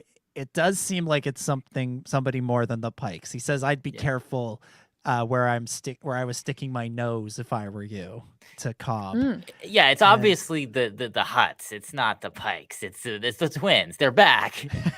What a surprise! There's some crazy nowhere. intrigue in this show about what's going on with the villains. I don't know what's going on. So yeah, I've been waiting 13 years for this. It was 2009 when Cad Bane first debuted. I can't believe that was that long ago, but that's when it was. And that the finale of this first season of the Clone Wars, and that was such a great episode. That's one of my favorite episodes of the Clone Wars, and it really made his character. And he was in a lot of great episodes after that as well. So amazing character. It's really cool seeing yet another Filoni-verse character coming to the live action. I definitely think that like of the original characters in the Clone Wars, Ahsoka, Rex, and Cad Bane, I think are some of the three best characters, and we've got two of them now. So come on, Rex, where are you? But so that was absolutely incredible. I think as far as the actual execution of it goes, everything when his hat was covering his eyes was perfect. I thought the intro with him not showing his eyes was really, really creative. I thought that was really cool. It was a great idea. It added a lot of tension and suspense to the scene. So that was great.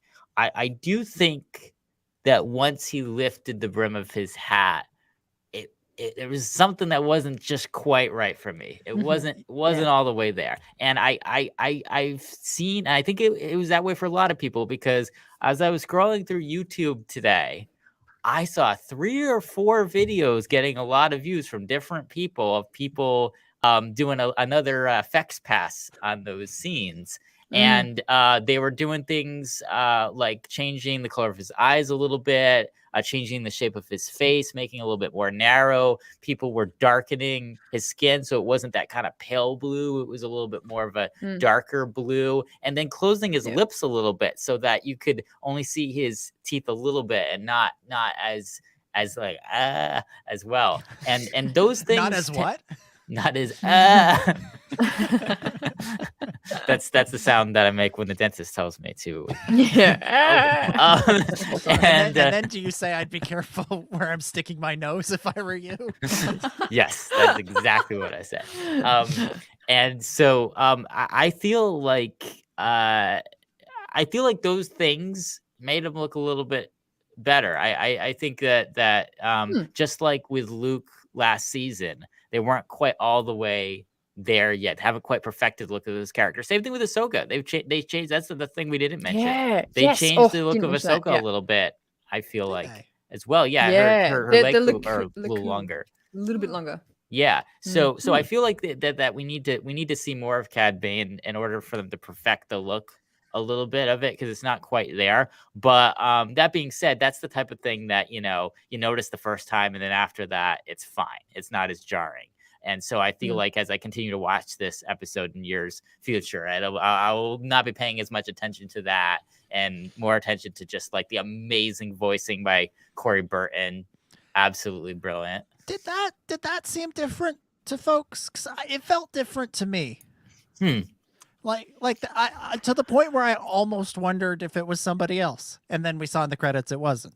But I felt like just even like the pacing of his words or something, they were further apart or something. There was something in the pitch, maybe, I don't know. And there was less like effects on it. Like it felt more like a person's. Like Cad Bane always felt to me like they do a lot of like and that did change. That even changed in Clone Wars. Like he was very synthesized or whatever in like Hostage Crisis. But then like later on, if you listen to like his dialogue from like the Naboo episodes, they're like it's less of that.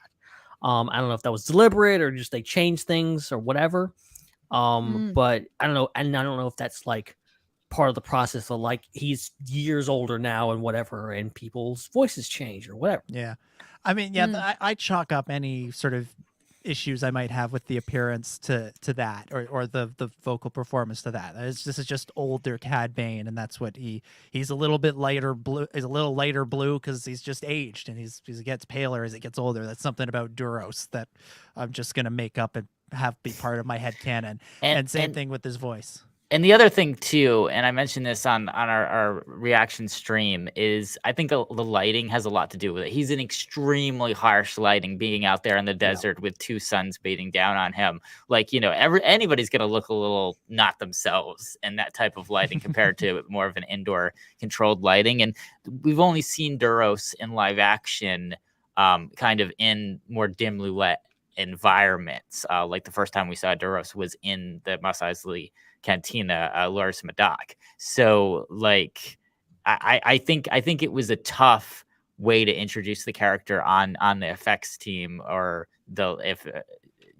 because it's just such a harsh environment. I think if we see Cad Bane in different types of environments inside at night, I think he's going to look a lot better than he did in this scene. Yeah. But that said, it was kind of the perfect entrance. Like, it was. They had to do it that way. Yeah, there was no two ways about it. Yeah, like I mean, just perfect.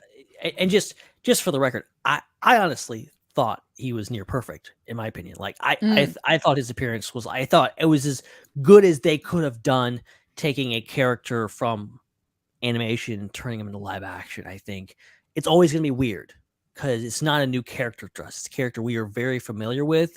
And everyone's going to have an opinion, and it's going to work for some people and others. Just like with the Luke and Mandalorian. Now that's kind of fixed now, at least a little bit, in my opinion. But taking that character, like putting them, just doing straight up like good, the bad, and the ugly like scene is astounding that they did this. And that character was made for this environment. It was made for that type of scene. He's literally, based on Lee Van Cleef. Like it's straight up. So Filoni was flexing those Western muscles big time. Yeah, they should have just gone.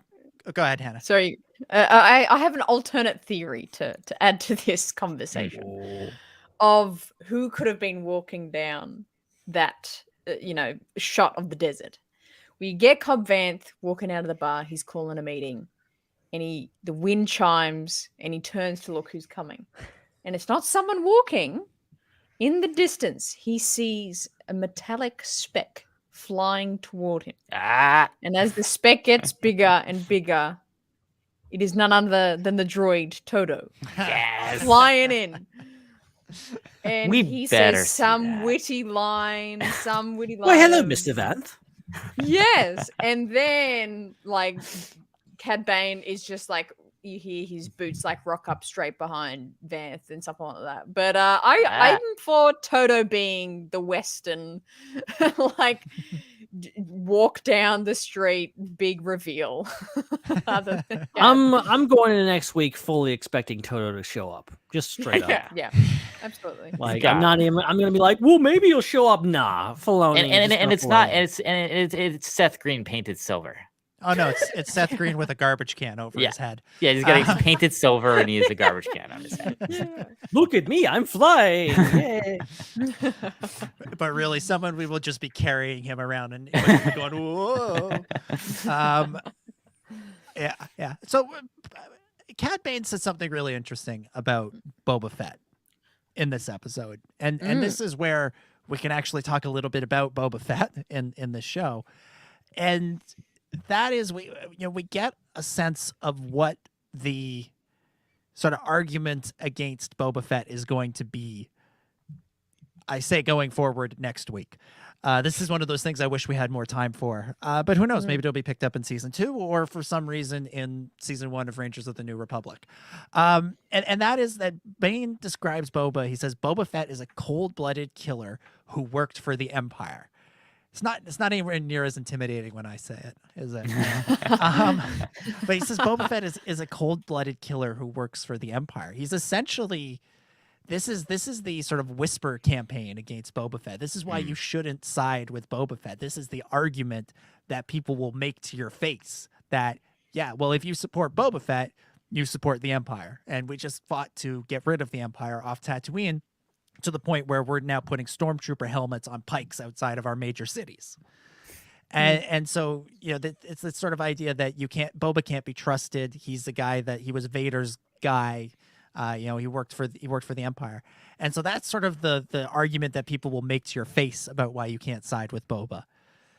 The unspoken argument, but that might be just as powerful, comes, I'm not sure actually when it comes in relation to this in the episode. I think it's later. And that's when the Pikes two Pikes walk into a bar.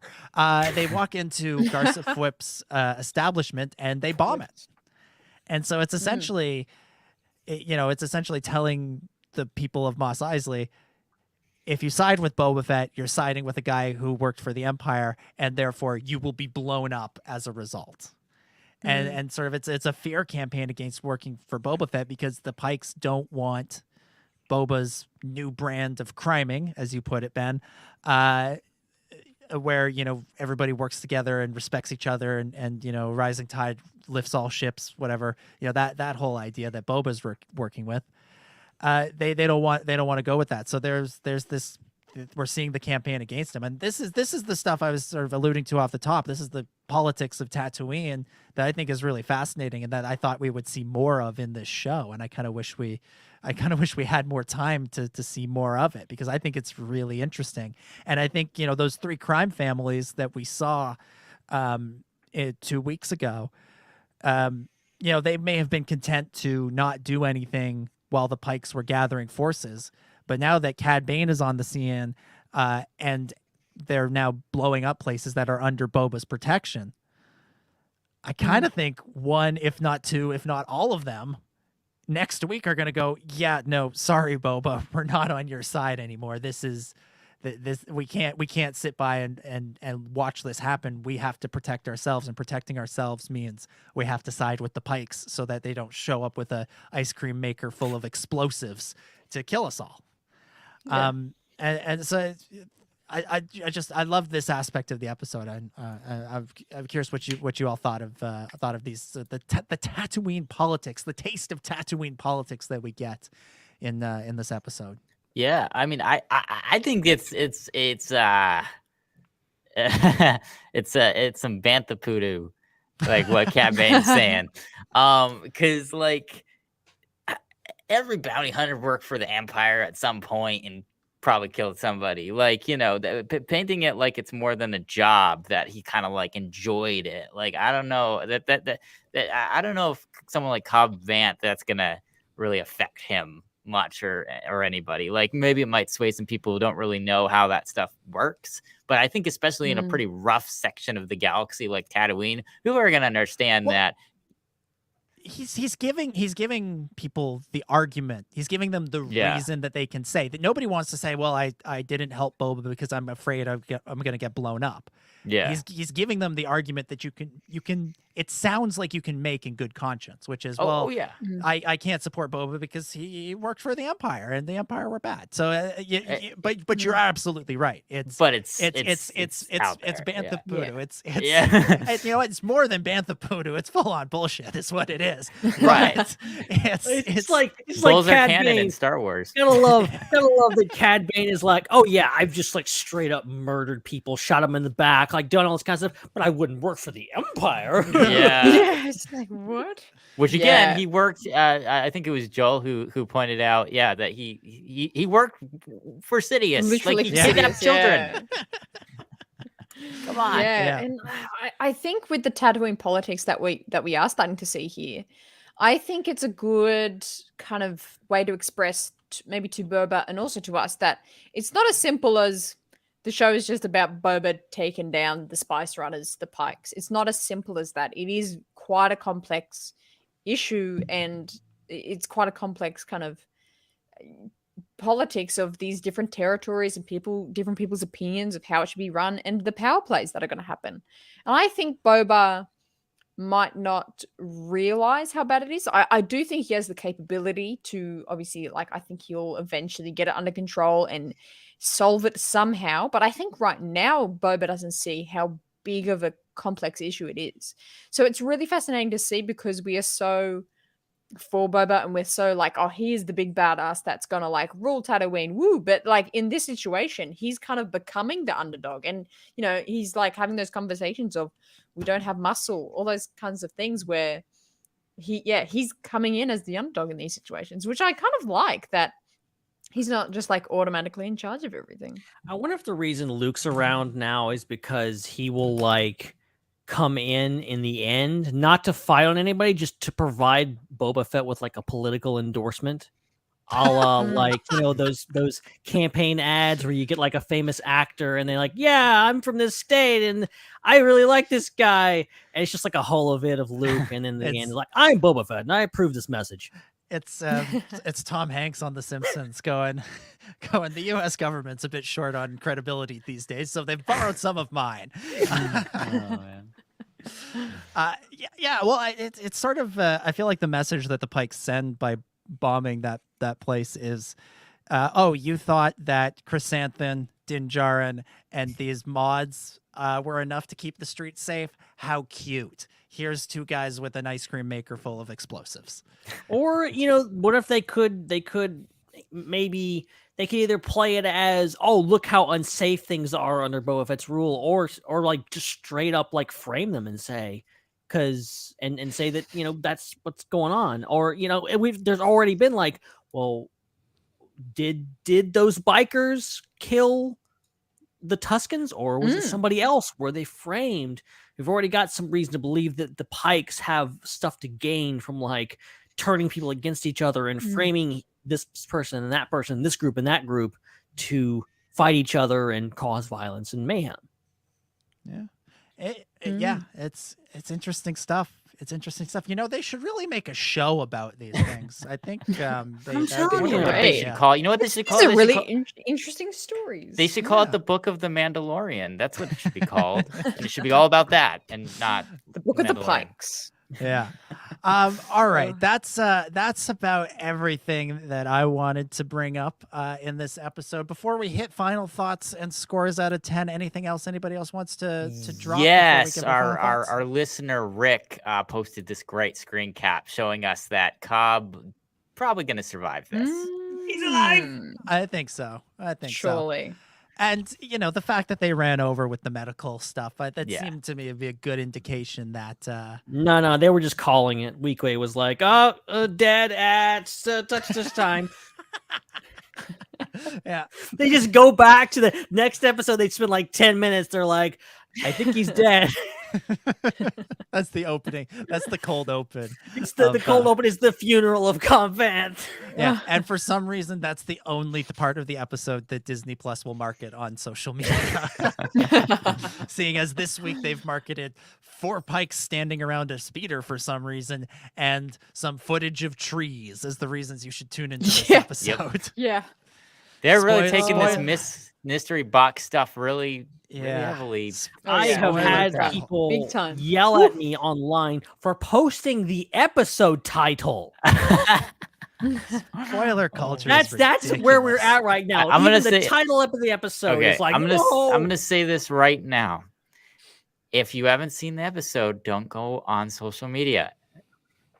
Yep. That is the rule. The rule isn't yell at everybody who posts the title of the episode. Here's the thing with spoilers. It's like, yes, you shouldn't go on social media 5 minutes after you've seen the episode and go, oh my gosh, spoiler died or this or that. Like, don't do that. Be respectful. But no, if you have not seen the episode, those people are out there.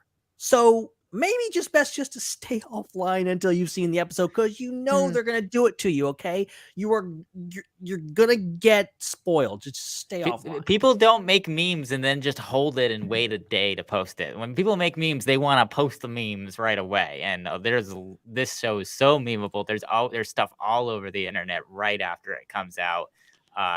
You can't avoid it. There's a reason I stay up till 2 a.m. every single week to watch this show, because I'm like, there's no way I'll avoid any of this stuff. Yeah. You'll get hit with it. One thing I also just want to bring up that I forgot to mention when we were talking about the Luke and Grogu scenes and their dialogue. Just before Luke was talking to Grogu saying, what do you remember of your family? He said, I forgot what he quoted Yoda, but he was talking about how Yoda, he spoke in riddles.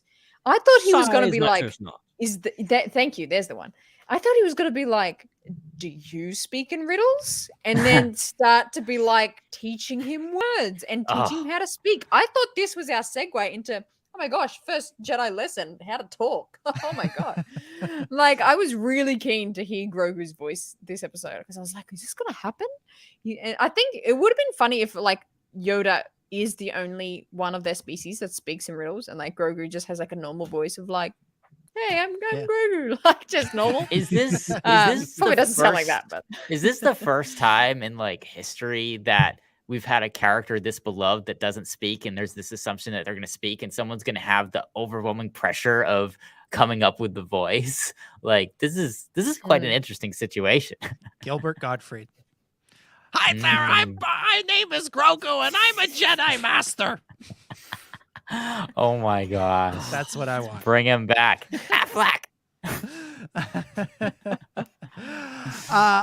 All right. Let's wrap up the discussion here. We'll close out how we always do with some final thoughts and scores out of 10 for this episode. And for everybody that's listening live on YouTube, go ahead and post your scores out of 10 in the chat. And Chris, start us off. Final thoughts, score out of 10 for From the Desert Comes a Stranger. All right. So just so everybody's familiar with my ranking system, I use Taco Bell hot sauces to rank the episode. We're still doing this, huh? Every week. Oh, great. Thankfully, you only have one more week to go. So last week, I thought the episode was hot. Like it was pretty good. It was pretty good.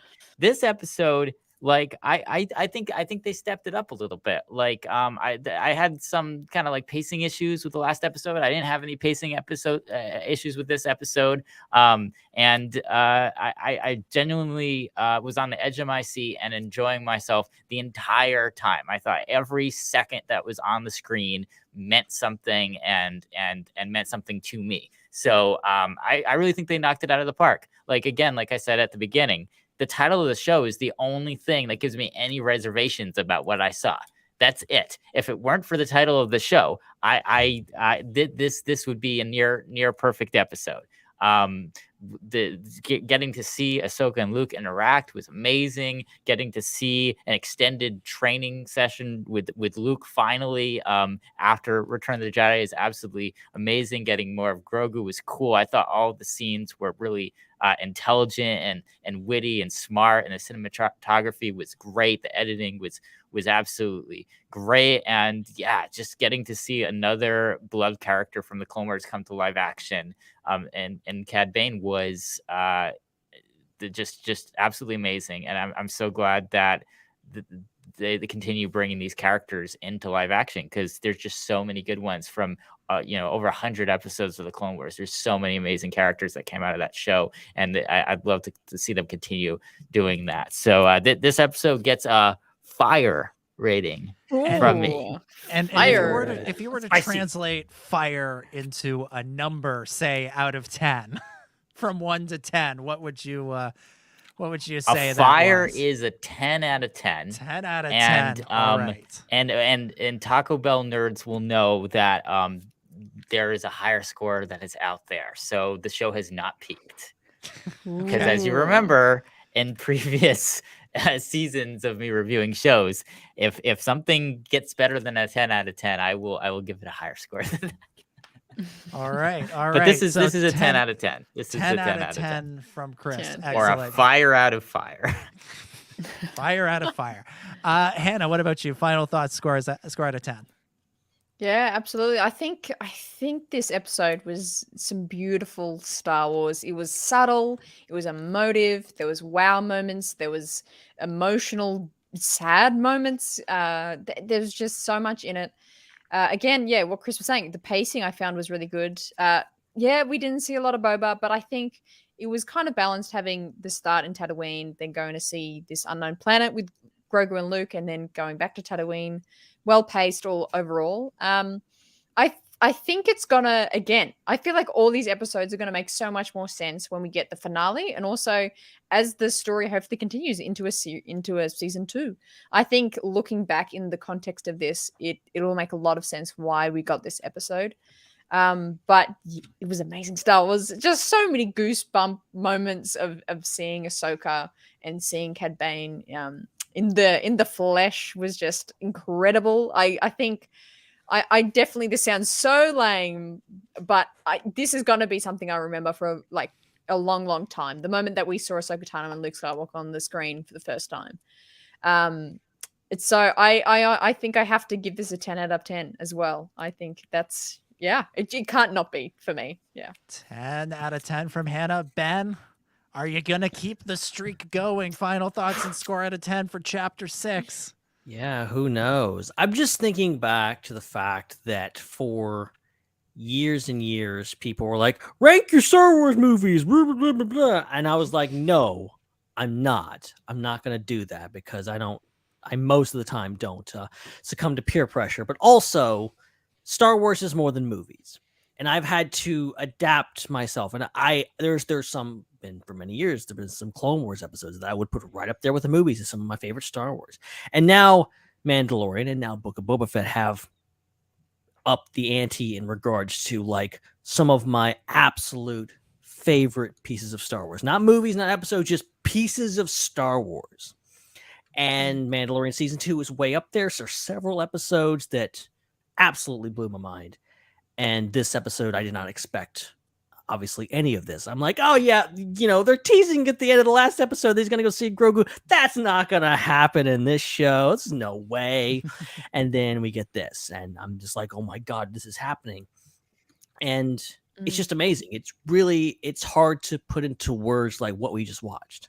And I feel like we spent I'm an hour and 53 minutes just about talking about this, and I feel like we've barely scratched the surface on just the depth of this. And this is one of those episodes we're going to be talking about probably for the rest of our lives, or at least, it's seriously, like, it's that deep and genuinely one of the best things I've ever seen, probably. So it really, like, we're going to be talking about this for a while longer, but I don't know what next week brings. Like, are we going back to Boba Fett? Is it more of this? I don't know. Leaving my expectations at the door. All I'm going to say right now is yes. I will succumb to this peer pressure and say 10 out of 10. Okay, you got it out of me. Yes. 10 out of 10. All right. Spicy! All right. Well, I will say again, I absolutely loved this episode. I think what they did with Luke, what they did with Ahsoka, what they did with Grogu, what they did with Din, what they did with Cad Bane, I thought it was all fantastic. What they did with Cobb Vanth as well. It was a terrific episode. We didn't talk about the look of Luke Skywalker at all, which is a good thing in my book. I still would rather they recast the role than keep doing these deep fake CGI things, but I didn't find it as jarring this time as I did in the season 2 finale, where it literally, like, ruined the moment for me. Whereas this time I was at the very least prepared for it once I realized where the episode was going. So loved the episode. But I'm sorry to say I'm going to break the streak. And I'm going to give it a 9.5. And I am taking the 0.5 off for the same reason I took 0.5 off last week. And that is, I don't think it's too much to ask for the Boba Fett show to be about Boba Fett, damn it. And I love this. I love this episode. It genuinely is a 10 out of 10 episode. But I just, it's so weird. And it's something it's something I just need to get over. But I just think it's so weird that these stories are taking place within this show, and the main plot of this show is being sidelined in the way that it is. And I don't know. I want to see more of what's going on Mos Espa. I want to see more of this crime, this war of the crime families. And I thought that that's what this show was going to be. And it's just so weird that it's not. So I'm giving it a 9.5. Yeah. I'm giving it a 9.5. I will break the streak. But I will say from the chat, E-Man, 10 out of 10. George gives it 11 out of 10. He goes for that thing that's above fire. Shadowcaster says 10 for sure. Matthew says 3.5 out of 10. I thought for a second it was 3.5 out of 5. Matthew gave it a catch-up. What does are you not like this episode. Matthew Hardy, however, goes 9 out of 10. Rick goes with an 8 out of 10. Beskar Guitar goes 10 out of 10. Jesse goes 9 out of 10. American Devilronian gives it 7.5 because it needs more T-Visor. I think that's another way of saying needs more Boba Fett. So there we go. Those are some scores for this week. So there it is. I think there's no point in really covering the news this week. There's nothing quite what news quite as exciting as this episode. But we have more character posters done. I've yeah, we do. They exist. I'm joking. That is our. There's also the character posters from last week too. Yeah, but the characters they're out of date. Late. Yeah, they're out of date. Old news. Actually, was last week. I was last week. So this is we're letting everybody into our own little joke here about the only news we ever get these days are character posters. All right, I think with that we can begin to wrap things up for this week. Oh wow, awesome! So thank you everybody so much for joining us. Thank you for joining in the live stream. Thank you for watching later on YouTube and listening later on your favorite podcast apps. Don't forget to subscribe to the channel on YouTube, and don't forget to subscribe and review on podcast apps. We'll be back with another episode reviewing the season finale of the Book of Boba Fett, same time, same place, next week. In the meantime, at the SWU is where you can follow us on social media for the latest breaking Star Wars news, including when they drop the much anticipated character posters for next week. You won't miss that. Dominic, thank you so much for hosting tonight. Oh, it was my pleasure, as always. It was great fun talking about this 9.5 out of 10 episode of the Book of Boba Fett. It's not catch up. It's not catch up. That's a mix of hot and fire for you. You like mixing your sauces to get the 0.5. I don't enjoy the Taco Bell to begin with, so I'm not on board with this with this ranking scheme. We just lost our sponsors. Now how are we gonna pay for the roof? Oh well, drat, darn! I'm so disappointed. I don't have to say nice things about. You're gonna have to go back to IHOP. Sad. Yeah. Now there's a sponsor. No, I love talking about this episode. It was great fun, and I'm really looking forward to seeing what goes down in the finale next week. And yeah, it's been fun. Can't wait to do this again in 7 days' time. Also, I heard a rumor that on the live stream next week, I heard a rumor that I might be staying up, but I don't know. I only heard a rumor. It's not confirmed. Not confirmed. So you guys decide. Yeah, a great fun. See y'all next week. And of course, you can follow Dominic on social media at DominicJ25. Hannah, thank you so much for guesting this week. Thank you so much. I've had an absolute blast. I literally cannot stop talking about this episode. So it's been so fun to relive it all again. I'm up to my 5th rewatch of the episode, which I'll do shortly, but loving it. So it was a good time unpacking.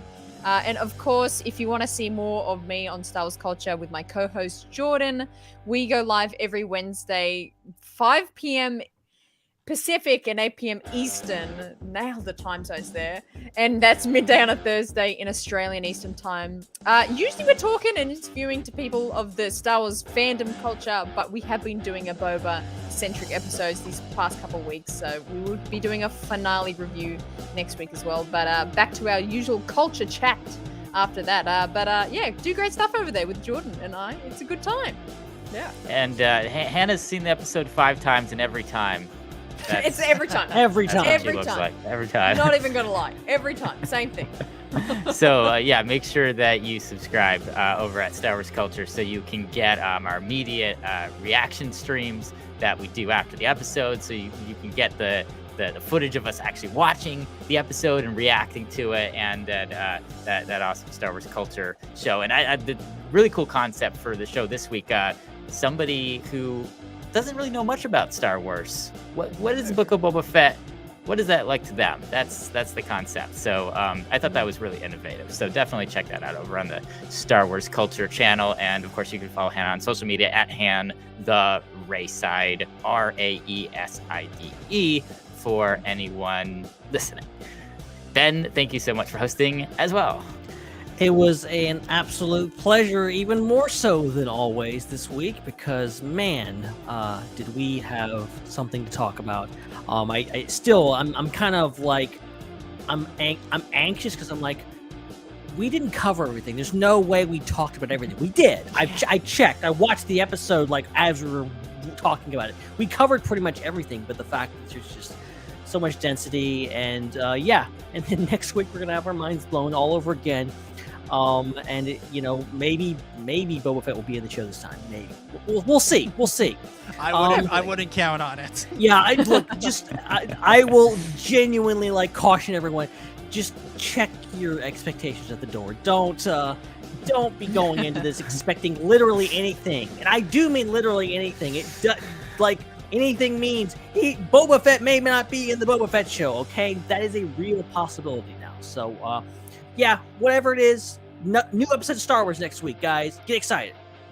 Heck yeah. And you can follow Ben on social media at Ben Hart with no E. You can follow me at Seek3PO. Make sure you head over to our Patreon and check that out. $1 a month. That's where you can get our zany pre-shows that we do. And make sure you check out Ion Canon and Star Wars Culture, the other two wonderful Star Wars shows that we have in the Culture Slate Network. And drop us an email, swunderworld@gmail.com. 2 weeks until we can read them again. So definitely give your in-depth thoughts about Book of Boba Fett over there. All right, that's it. We are out of here. We'll be back next week. Until then, for Ben and Dominic and Hannah and all the other fantastic folk we have here at the Star Wars Underworld, my name is Chris, and may the Force be with you.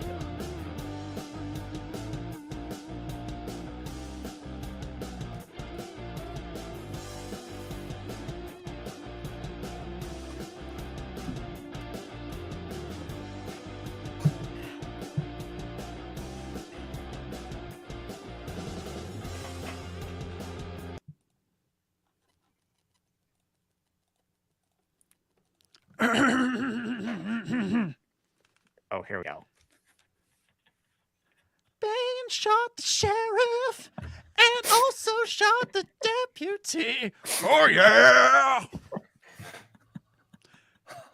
It's a wrap.